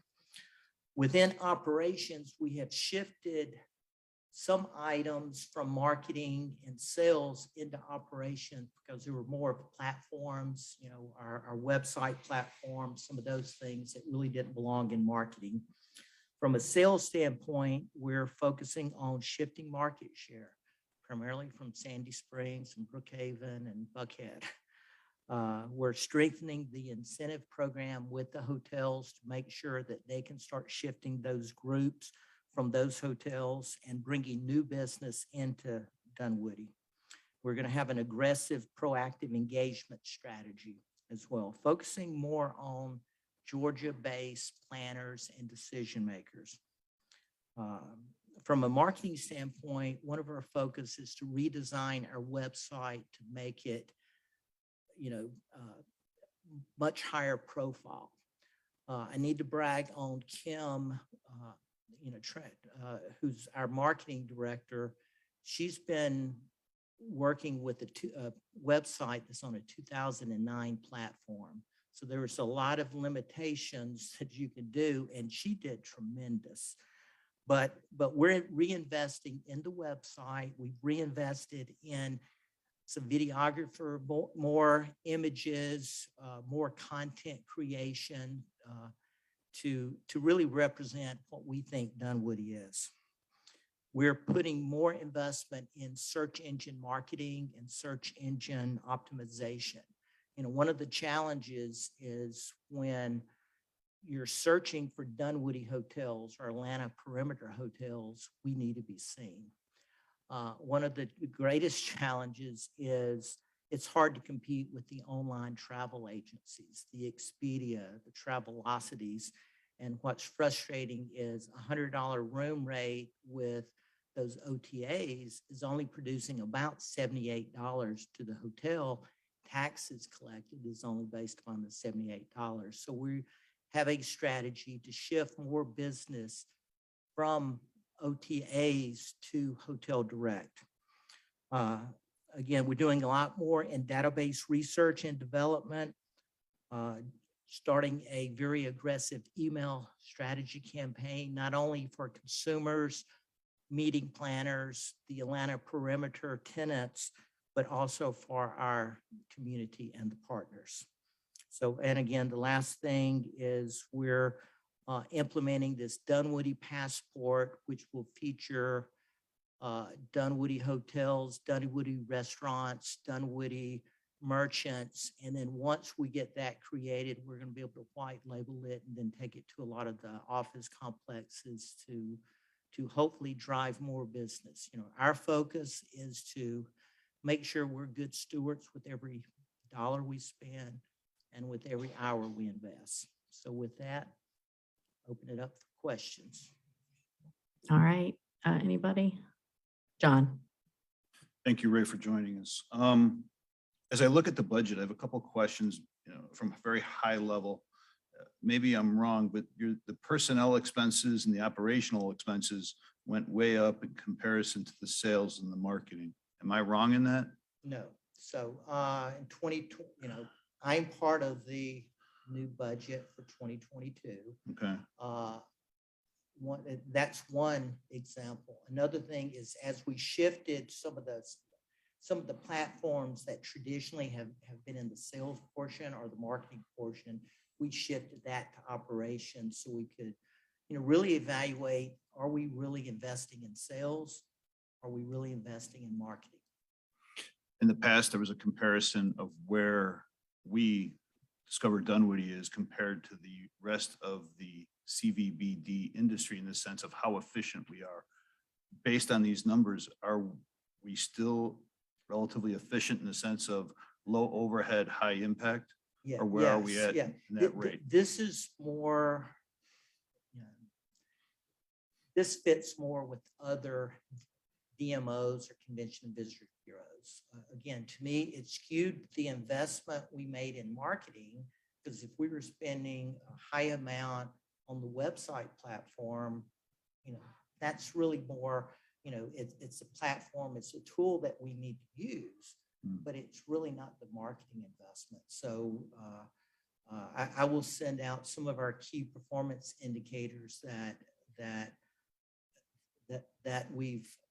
we're implementing just to make sure that we're staying focused on who we are. One of the things that I did to create the revenue portion is I'm using a predictive analytics from an industry company that has access to reservations of all the brands.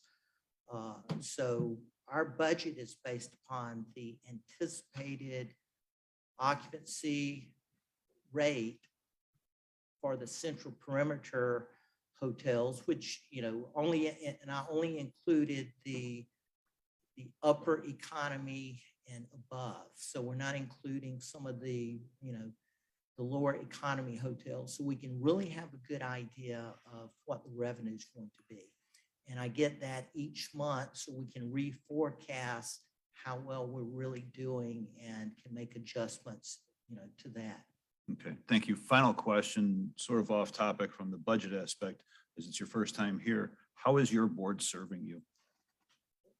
Board extremely well. So I'm excited. And this budget was approved by our board last week. So it's, a lot of changes in the board within the hotel industry when, and again, I'm a 20-year hotel guy. So when a hotel management company takes over a hotel, typically the GM and sometimes the director of sales, has to leave, which has happened with our board. So we have 2 vacant hotel positions. At the Le Meridian, they're now a Davidson property, so they're have no general manager in place. And then the Marriott switched from, I think, a Davidson property to now it's a Hospitality Ventures. So we have a new general manager and a new director of sales. Okay, thank you very much. Look forward to working with you. Thank you. Same here. Anybody else? Just thank you. And well, it's not on the budget again. Wayfinding, gateway signage, making a sense of place for both our visitors and our residents.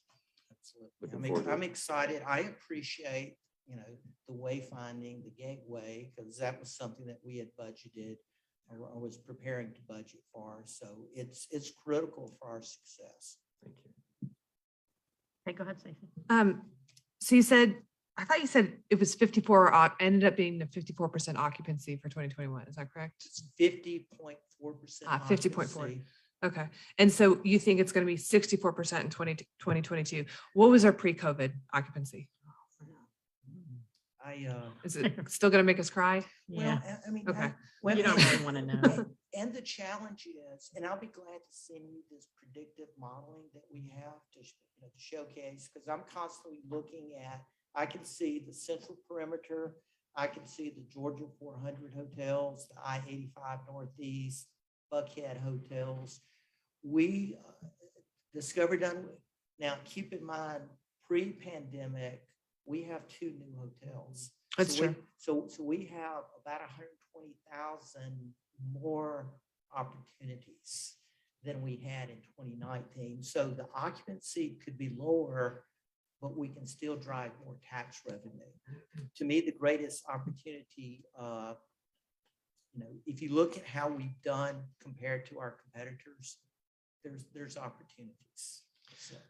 So my other question is, with the 2021 budget ended up looking fairly decent. I mean, it's definitely, almost double. What are you doing with that? Because 2021 is ending, so we're going to end better than we thought it would. Do we get some of it? What? We get some of it. part of the hotel motel tax, and here comes our favorite economist. I always to like to know explain what it. we're doing with the. Right, so we got a bump from it too. And then also, what is Discover Dunwoody? What are your plans for it? To kind of give the Twitter version before we get into the breakdown, 3 different pots of money. One comes to us for general fund operations. One goes to basically fund balance for the tourism product development, long-term products. And the third part is to them. So yeah, our focus, again, as I said, is one thing. If you look in the budget, one thing we've done is we invested some of the surplus into some research items that will take place, throughout the year, but we paid for it in November and December, and we don't have that expense in 2022.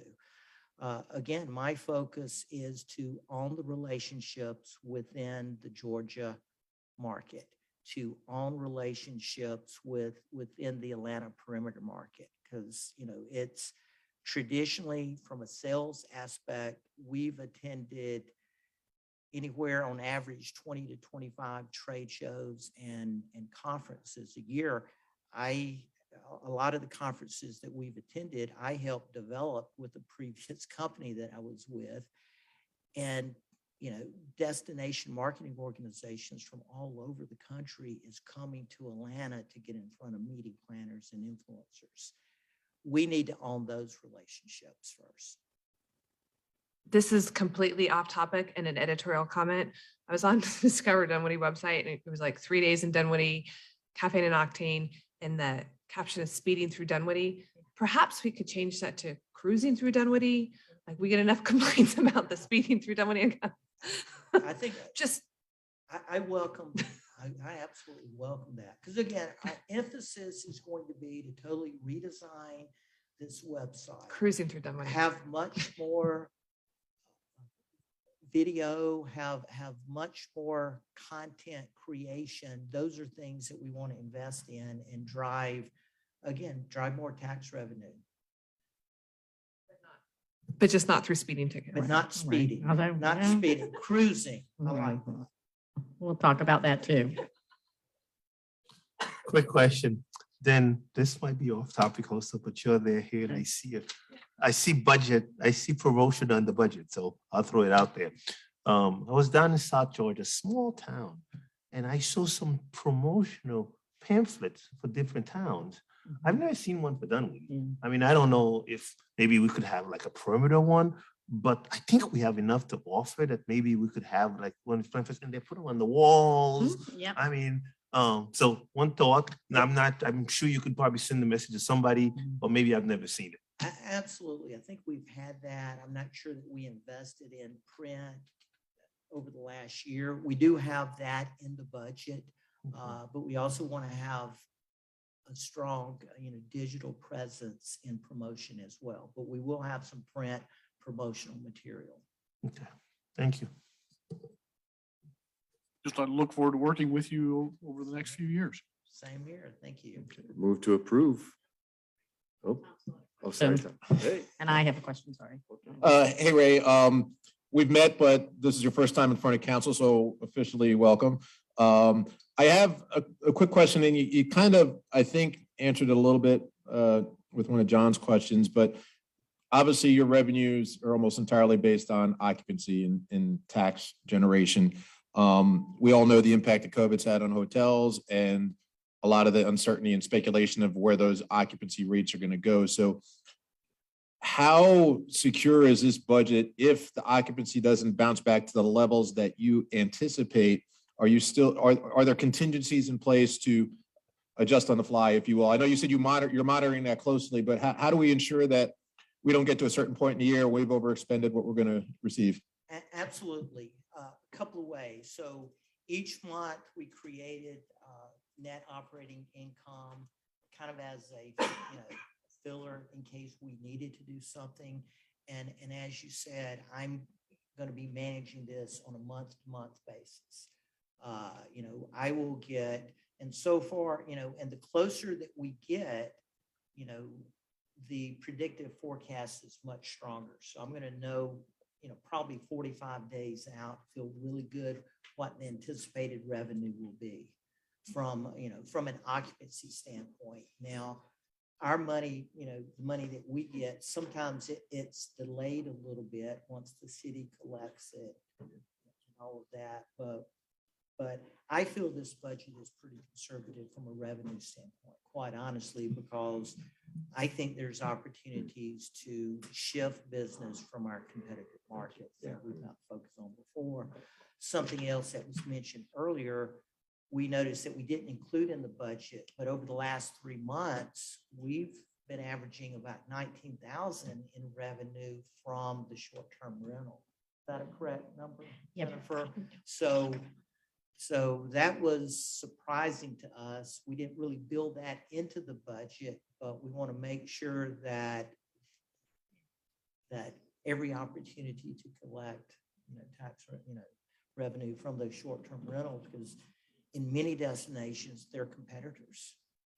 So I love the fact, I was very encouraged that I think we have about $59,000 in collections. I actually kind of think they are competitors. Actually, I'm really sure they're competitors, unless maybe somebody here can answer, or we can get the answer. We allow 30-day rentals. did they pay hotel motel tax if they rent through VRBO or Airbnb and it's 30 days or more? I don't believe over 30 days. Okay, so if we could just get that answer, just for clarification, because I don't know if you missed it, but short-term rentals aren't legal in Dunwoody. And I believe even with a hotel rental, you stop paying your occupancy tax after 30 days because Yeah, I think you're I had a right. long-term situation living in a Right, hotel. right, So we I know. learned that lesson Right. firsthand. Right, so if we could just get some clarification on that. Just, okay, go ahead. Tom. Yeah, I just had one other, more of a comment. It's not directly related to the budget, but just more of a question. So I know you've mentioned, one of, obviously we're all hopeful that the occupancy bounces back and bounces back strong. And a lot of that'll be, intentional with the work that you guys are doing. And you mentioned one of the ways kind of our competition is some of our surrounding municipalities, Brookhaven, Sandy Springs, Perimeter in general. What is the strategy? I think one of the challenges, and I'm sure I'm not telling you anything you don't know, and I'll use an example, the new AC Hotel. The name of that hotel is AC Atlanta Perimeter. So for branding Dunwoody, how do we differentiate that property and let people know it's in Dunwoody as a part of your overall strategy? Yeah, and great question, because not only is that an opportunity, I believe the Atlanta Perimeter Doubletree Dunwoody is in Brookhaven. So, it's an opportunity that we need to look. I mean, in my conversations, I basically say the 9. We have 9 hotels. We have 2,100 rooms. We're trying to focus on those because the opportunities are with these perimeter tenants that they don't know if they're staying in Brookhaven or Sandy Springs or Dunwoody. So we're going to put more of an effort to educate those, not only from our website, but we're hosting, our goal is to host a lot of these tenants, from an HR, meeting planners, training managers, host them in our Dunwoody hotels and start promoting that. The incentive that we're offering the hotels or that we're offering to the planners is based upon not stealing business. The AC stealing business or shifting business from the Le Meridian does us no good. We know that they may be focused on that. Our focus is try to shift business. We're also investing in some research tools that we're able to look and see who traditionally is meeting at the Westin. And then we can start targeting those planners. So it's a much, as opposed to going out to various trade shows, we're trying to find out who's meeting in Buckhead, who's meeting, at the Westin, who's meeting that we can shift that business over here. And we're using those incentives to help shift that. Okay. So I want to expound on what Artie said, because when my husband travels in the Southeast and he goes into welcome centers, he brings the brochures from other cities home and puts them on my desk chair and writes a note, nothing from Dunwoody. I have no idea if it's an effective tool or not. Alpharetta, I've seen welcome centers in the Southeast where Alpharetta actually has the window advertisement. Again, we're a little different because we're not quite, because we really have an Atlanta zip code in the most of perimeter. And we want to sell MARTA access and our access to Atlanta, I would suppose. So there are 2 things that drive revenue. One is room nights, but the other is room prices. And in the recession of 2009, there was a lot of effort from hotels to add perks so they could keep rates high. In the pandemic, rates plummeted, which is understandable. Where are we? Do we have a sense of where we are on a per night? Is there an average? Is there something that is there any sign of optimism at this point with this issue, this specific thing? And it's really up to the hotels Right. to focus on those. Mhm. Right now, the budget is based upon a $119 average rate, which is entirely too low. When you're looking at the Buckhead area, they're probably more like 179. but is that 179 now, or is that pre-pandemic? It's 179 predictive Okay. in 2022. And again, the predictive model has access to all the reservations and they know if, what's on the books, the average cancellations. And so it's a predictive model. Typically our rates are stronger than, our Brookhaven competitors and a lot of the Sandy Spring competitors. We have the nicer hotels. But they're still, that's where there's opportunity. Right. So and one of the things that we're doing is we're providing these analytics to the hotels just to encourage them. You don't have to open up all of your OTA rates, your online travel agency rates, because that's what drives it down. What's concerning to me is our online travel agency predictive modeling is double what it was in 2019 before the pandemic. Right. So before you arrived, what we understood is it when hotels opted out of that to see what happened, their already very low rentals dropped to nothing almost. So there's a lot of recovery that still has to happen. What happened? Do you have a sense yet of the impact of some of the panic, for lack of a better word, that wasn't probably necessary over Omicron? I know some hospitality, some places around the world reported blows to hospitality. What is your sense here? Yeah, very little impact good. right now in the predictive Okay. model. All right. Again, that could change, and Right. we're going to stay on top of it to make sure we have a good understanding of what the business levels should be. Okay, thank you. It's a really hard job, which is why I'm sending you. I just make sure I heard this right. So the budget is built on a 119 room rate.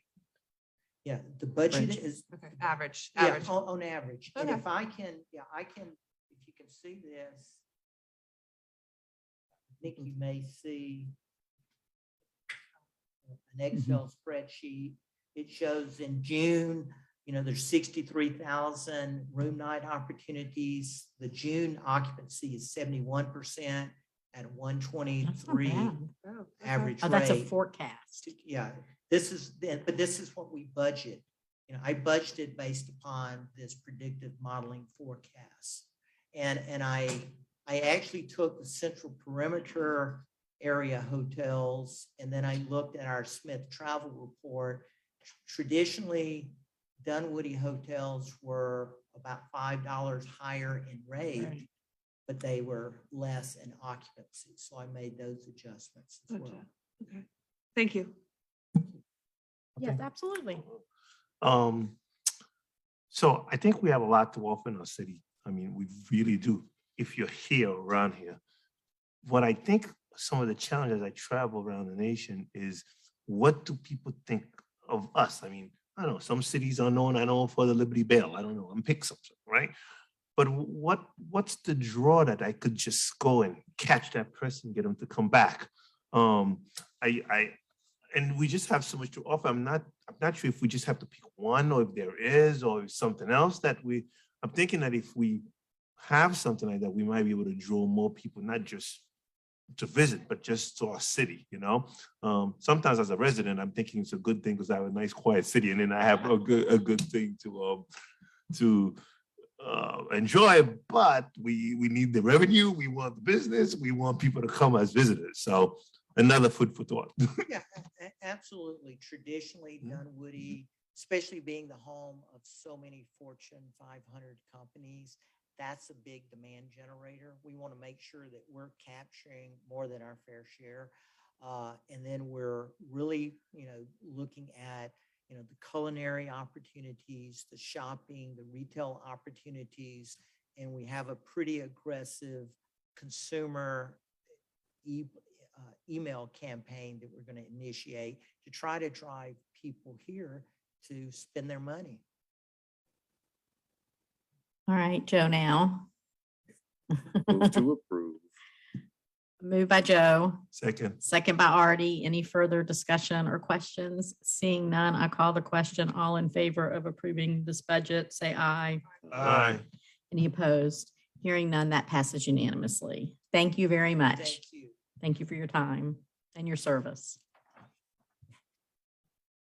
Mayor, the next item is adoption of the Georgia Department of Transportation's procurement policy for federal and state funded transportation design and engineering related consultant services. Michael Smith. Good evening. The city's in the process right now of going through recertification with DOT to manage federal funded projects locally. We've gone through this a couple of times, and each time they've asked us to add some language or change some language in our purchasing policy related to when we are procuring engineering related services. But this go round, they've said, their new policy is either adopt our policy or come up with your own completely separate from your standard purchasing policy, come up with a separate policy just for federally funded design related services. So most of the federal money we get for transportation, we put towards construction. We've only used federal money, I think, 3 times for design. So this is not something that comes up a lot. And this policy would only apply to those cases where we're using federal money for design. So since we don't do it very often, we just are recommending that we adopt GDOT's policy. And that's what's before you here tonight. And we're asking for approval tonight because we're trying to get our certification in before the end of the year. Okay, anybody? Move to approve. Second. Moved by Jim. Second. I thought John, it doesn't matter. It doesn't matter. John or Artie seconded. Tom had a question. Yeah, just a Sorry. quick question. Michael, how complicated or involved or time consuming is the certification process with GDOT? Is it simply filling out paperwork and submitting it? Is there? It's somewhat involved because they treat it as an application and also a kind of an audit of what we've been doing. So, I mean, we have everything ready to go except for this piece of it. And then the next step will be that we'll probably have some interviews or discussions with the different people at GDOT about the different areas to make sure that they're comfortable with what we're doing. And my only reason for asking that is for 2 reasons. Although we haven't used federal money a lot in the past, there will probably be a lot of opportunities in the very near future due to some of the federal programs coming down. So I want to make sure that we're set up for that. And also, I am hopeful that neither you or Ishri have any intentions or of leaving anytime soon, but having just 2 people certified, if something were to happen, how quickly what I would hate to do is for the city to miss out on an opportunity because we don't, like, do we need to have more people in that certified process? Well, one thing by adopting this policy, we're going to need to get our purchasing manager, people involved with purchasing, at least trained on this part of it. But one of the things we've run into in this recertification is that we have Ishri listed here for purchasing, which is okay. But as far as we have to have a administrator of the local program, and that GDOT's only recognizing city staff for having that certification. So within Public Works, I'm the only one that they will recognize right now. So we would either have to get somebody in another department Or the city manager. And that's what I was going to say. I don't know if it's appropriate, but city manager, assistant city manager, procurement department, John. Well, there's a lot of training involved.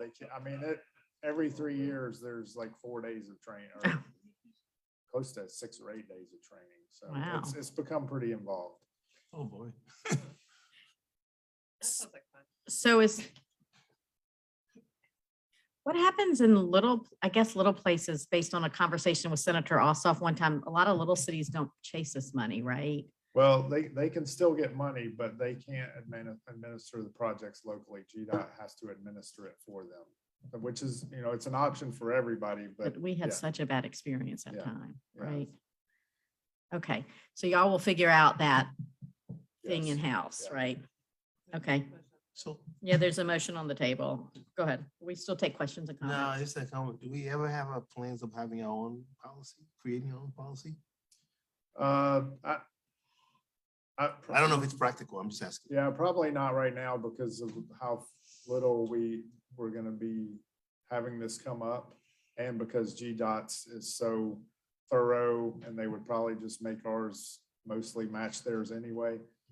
So we just decided it was best to use theirs. Anybody else? All right, I call the question. All in favor, say aye. Aye. Any opposed? Hearing none, that passes. Thank you. And you're still up, Michael, after Sharon reads it, I think. Yes, the next item is approval to extend Sunbelt Traffic's contract for traffic signal and maintenance. Michael. Okay, this is a administrative thing. Just our current sign, signal, and streetlight maintenance contract is expiring at the end of the month.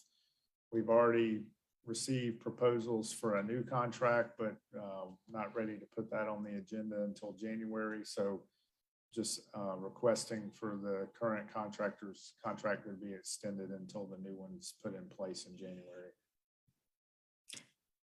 Move to approve. Moved by Stacy. Second by Jim. Any further discussion or questions? Seeing none, I call the question. All in favor, say aye. Aye. Any opposed? Hearing none, the motion carries. Thank you. Thank you. And now we have Michael Starling to answer Artie's question about becoming a destination. Yes, experience making. No fun, Michael pressure Starling. whatsoever. No. Thank you, Mayor and Council. I do think it was interesting that Ray had his presentation earlier, because the concept I'm going to talk about, I think relates directly to that. What we're finding is, and this has been happening for quite some time, but it's really being pushed by the pandemic, that economic development, CVBs, the work of recruiting employees to companies, recruiting visitors, and even recruiting residents, they've all merged into the same thing. And these groups are all looking for the same kind of community in place. So what I'm presenting tonight is a concept for a experience making fund, or a place making, whatever you want to call it, to support citywide efforts to create new and innovative programming focused specifically on our commercial areas. This is not meant to displace ongoing festivals or activities, whether that be from the city and our Parks Department, or from many of our nonprofits who already have programs. What it's designed to do is amplify those programs if that's appropriate, but more importantly is to really fill a void of things that are not being done, specifically not being done in our commercial areas, not just perimeter, but also the Village and Georgetown and Jet Ferry and Winters Chapel. This came from the Dunwoody Development Authority. Members of that authority felt like a good use of our money that we have now begun to collect through our fees that we collect would be to support this type of program. And they've put $175,000 commitment over a 5-year period. And that's contingent on getting Discover Dunwoody and the city engaged as well. So they're willing to put their money out if the city and Discover Dunwoody comes forward. This is very much a concept. We're just talking a big picture idea, but one of the ideas would be that this money would go to Create Dunwoody. Many of you might remember Create Dunwoody came out of the Arts and Culture Master Plan. That plan called for an organization to really sort of take on not just public art, but also this kind of programming. And they've been operating since 2018 as a volunteer board. It's very difficult to get a lot done with just a volunteer board. And so the idea could be that this money goes to that organization and would then pay for some full-time staff for them to take it on. My plan is to bring this proposal back in January at the first meeting for your approval or discussion, and I'd be happy to take questions at this time. Okay, John. Thank you, Michael. Taking a look at it, it's 175 over 5 years, so 25 a year, and that's being put up by the Development Authority, but yet you're looking for partnership aspect from the city and Discover Dunwoody. What's your ask of us? What's your ask for the next 5 years, or the seed money? What's the matching? That's really not discussed. So I'm just wondering where you take us. When I come back, I think the idea would be that you match the 175. The city match that, and then Discover Dunwoody match that as well. So you would have total $500 and something thousand over 5 years. Now, this would not fund an organization completely. It would be seed money for that group, and then that group would be responsible for creating other sponsorship, other revenue sources. So would you see that organization then having full-time employees, and with those full-time employees? I think we'd have to work that out. You need a person or persons to manage this, not only create the strategy, the big picture strategy, but also, more importantly, be the project manager for these programs. So I do think that that's an important part of it. The Development Authority has not really gotten to that level. I think one of the things that needs to probably happen is somebody from the city council, maybe somebody from Discover Dunwoody and the Development Authority maybe sit down and begin talking about that between now and January 10th. So we can have a little more of a proposal for you to look at. I know this is very conceptual right now. Well, it is conceptual, but it's a step in the right direction. So let's keep talking, but it's just a discussion item. So thank you for your information. Thank you. Joe. So I'm going to be a little bit here because this is very near and dear to my heart, and I appreciate the conversation. Maybe this is good, but maybe it's not. And I want to just refer back to a couple of emails that I've asked if your chair or vice chair were standing presenting this, or the other members were there. It'd be great to have a conversation with them just so we can have a more of a business meeting rather than a formal presentation like this. In an email I sent dated October 7th, I would invite the chairperson and vice chair of the Development Authority to brief the city council during a public meeting at least once a year, similar way that we ask our nonprofits to do. It'd be great to have a two-way conversation.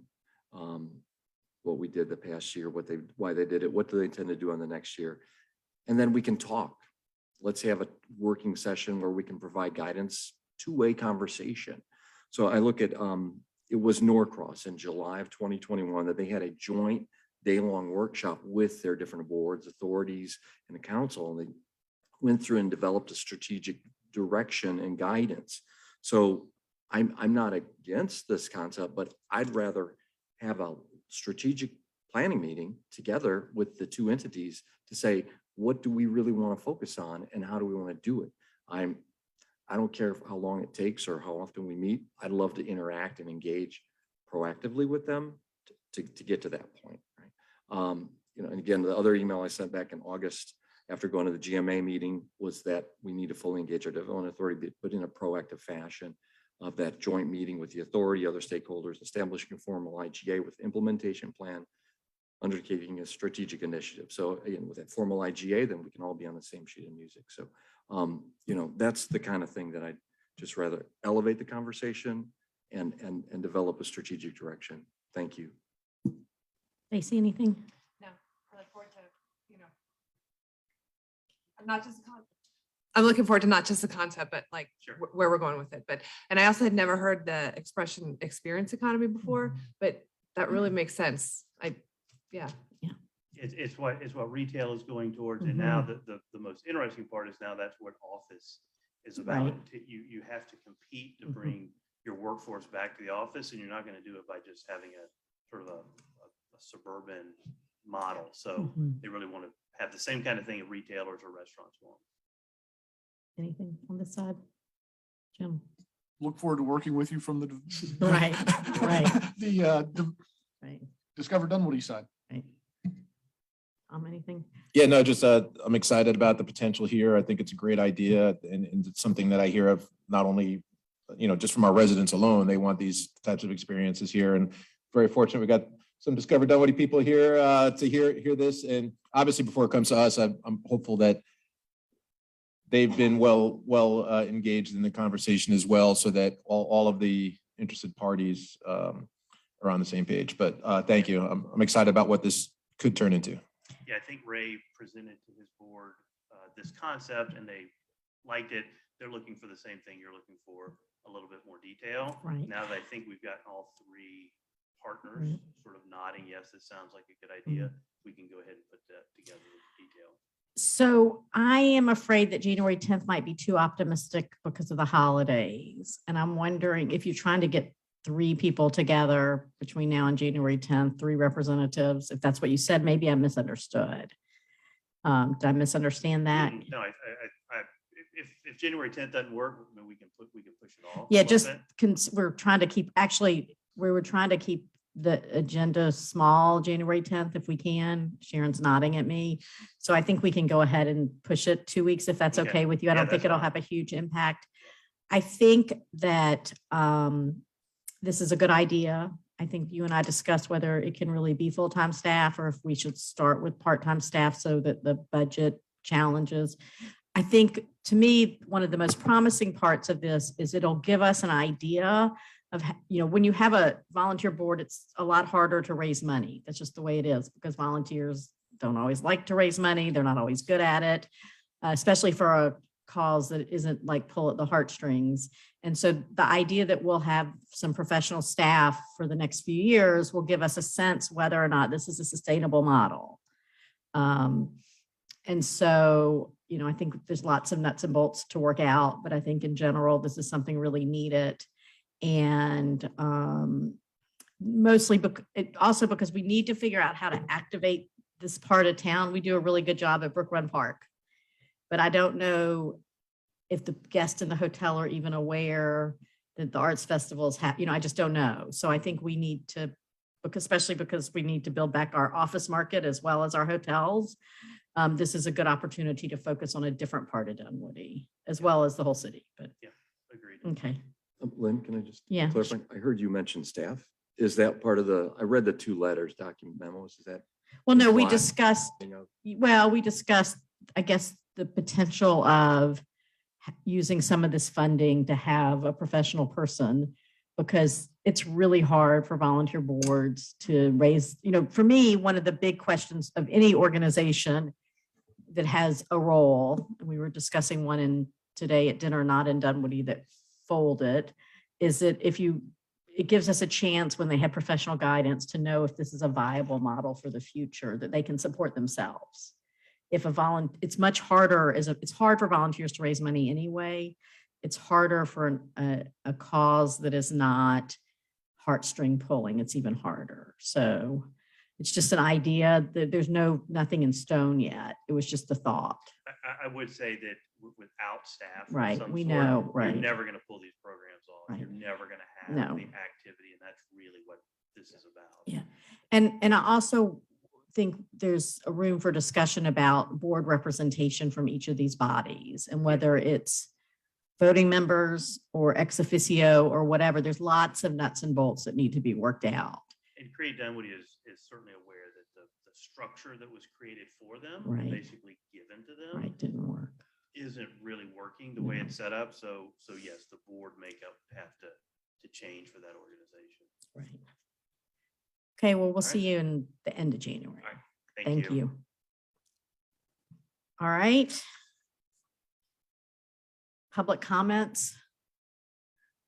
Anybody? We're down to one member of the public, I think, that's here just because. No cards, no members. City manager comments. Yay. Council comments. John, start down there.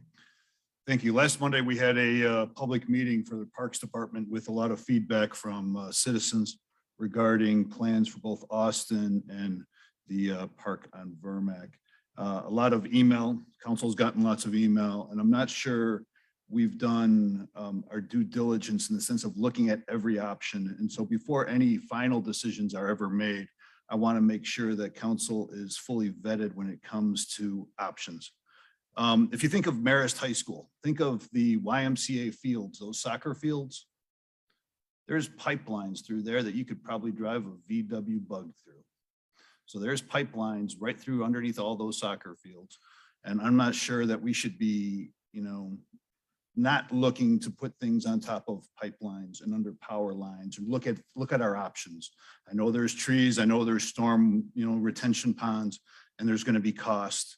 But I want to make sure that, if we have the limited impact when it comes to our future development. So if we could just take a look at that, and take a look at options. I know there may be trees that may need to be coming down, but there may need to be some, obstacles to be had. But I think council would be well served by a an exploration of that aspect and a cost aspect, and just to see what impacts those types of drawings and those types of amenities push to the far northwest corner of I'm talking the girls softball in particular, which might have a heavy use to the northwest corner, just to see if that's possible, if that's feasible. Just look at it from a citizen's perspective and trying to put the heaviest use to the far corner of the property. I'd love to see those drawings and those ideas fleshed out a little bit more. I'm sure they were done. I'm sure there was some research and aspect that was done, but it has not been made public nor provided to council at some point in the future. I'd love to see that as part of a discussion point. So thank you, Eric. Anybody else? Stacey? I just want to thank the citizens who came tonight. It was nice to see, some new faces and not the regulars, and hear their, opinions. December 19th is the day that the app closes. So everybody has until December 19th to go in and put your comments, put your thoughts about the 2 new parks. I also want to take this moment to thank Jim and Artie for their service. Jim, thank you for all the lunches we had when I first got on council pre-COVID, or kind of during COVID and post-COVID. Thank you for introducing me to Cafe Sababa. It's still one of my favorites. I'm glad to see that you're still going to be involved. And I still am going to have your phone number in my phone to bounce things off you, because like Lynn said earlier, you are a calming presence and I have enjoyed serving with you. Artie, thanks for keeping the seat warm. You did more than that, but thank you for your service and for stepping up. And thank you for agreeing to serve at the ZBA, because having served with you there, I know you do a really good job. Any comments? Tom? Oh, go ahead, Artie. Well, the first thing is what John said. I got to tell you, with respect to the park, when the first proposal, I was excited about it, all the stuff that's coming, but with all the emails that comes in, you're forced as a representative of the people to just think a little bit differently. I mean, it's what we do. It's not for us. So I'm thinking that, I guess we have to think a little bit more of what serves our constituents. Because I mean, just like you guys, I got all the emails. I read all of them. And it's just, it was overwhelming, So that's one thing. But I guess I'll let the council deal with it. Right.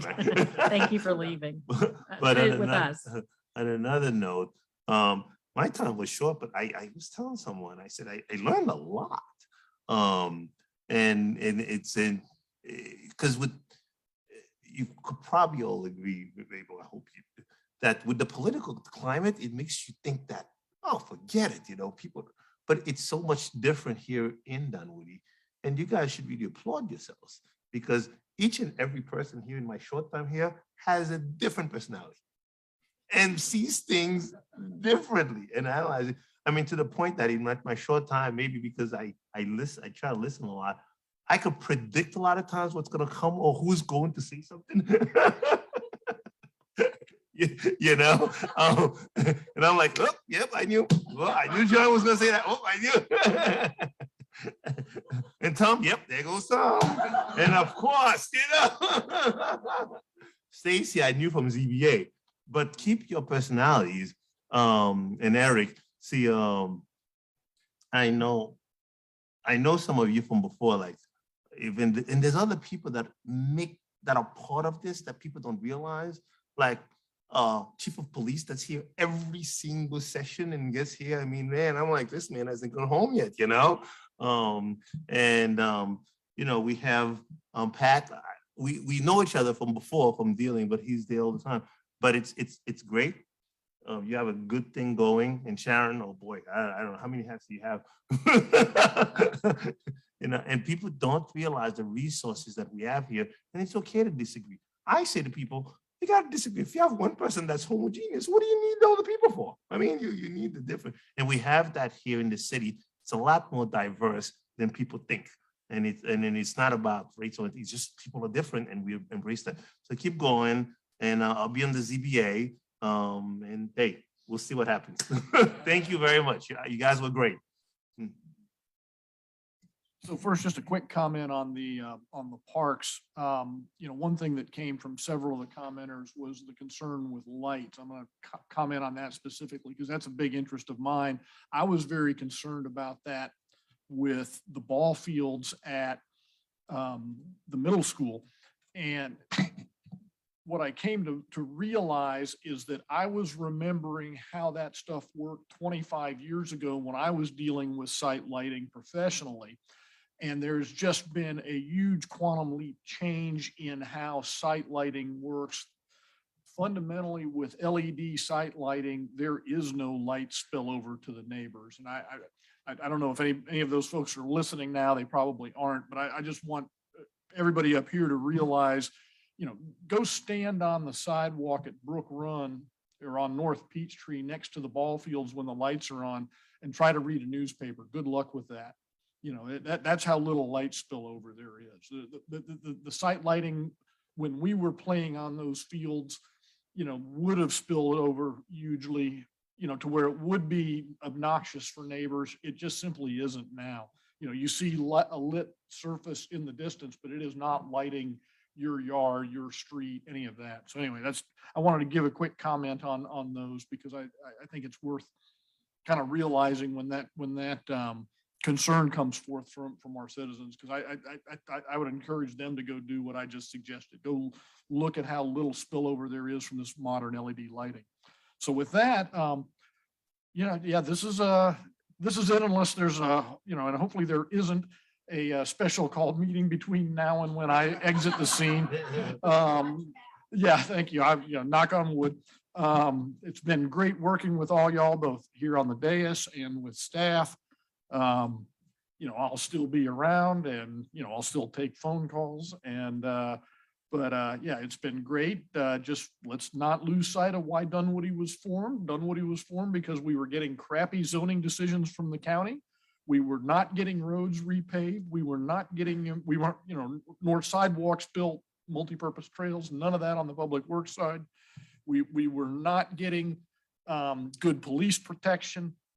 We were not getting, what's my fourth? We were not getting parks built out. And we have come, in the 8 years, both the years before I was on council and these last 8 years, we have come so far, it's unbelievable. And I think everybody, should sit back and look at that more often. But the numbers and the achievements of this city in this period have been quite, laudable, and thumbs up to everybody involved, which all y'all are.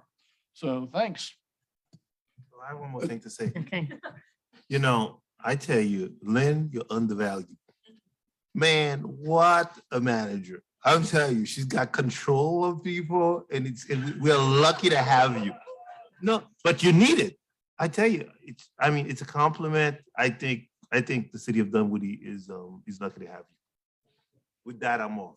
I'd just like to say, to thank both Artie and Jim for their service to the city. I'll start with Artie. I've really enjoyed getting to know you these last couple of months. What a great guy. And what I appreciate is that you didn't mail it in. It would have been very easy. Yeah, I'm just hanging out for a couple of months. I mean, you were at every ribbon cutting, you were at every event, you were learning as you went, like you said, learned so much.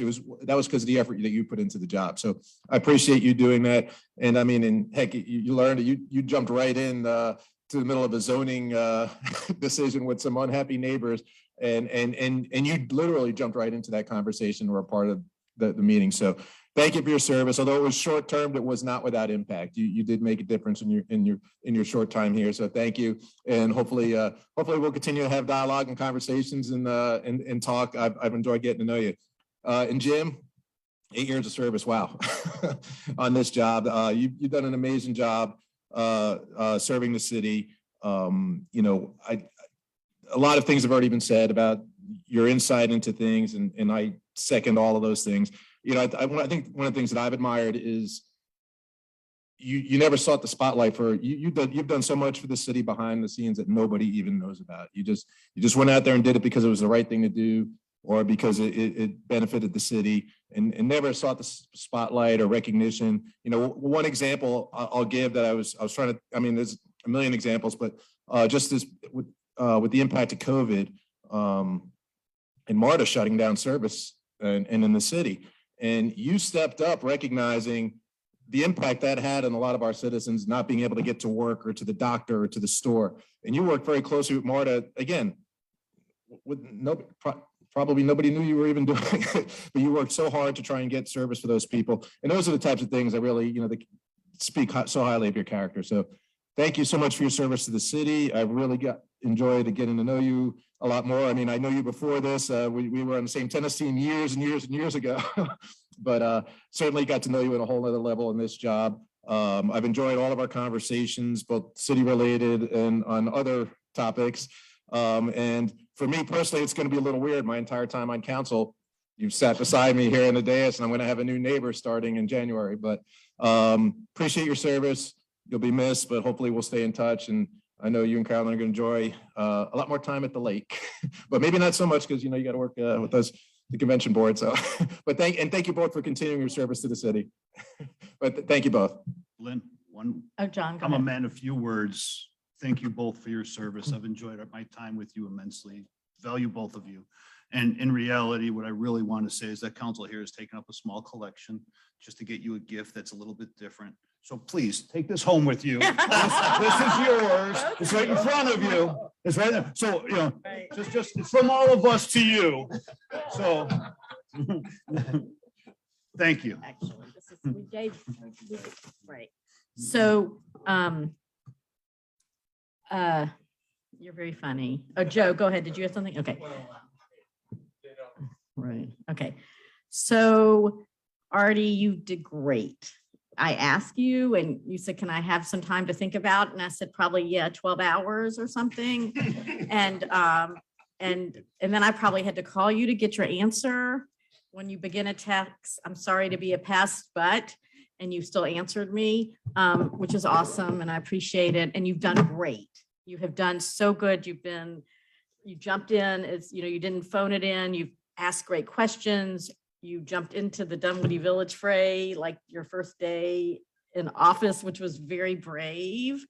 I'm a great delegator, and you have just worked really well with us, and we are so grateful.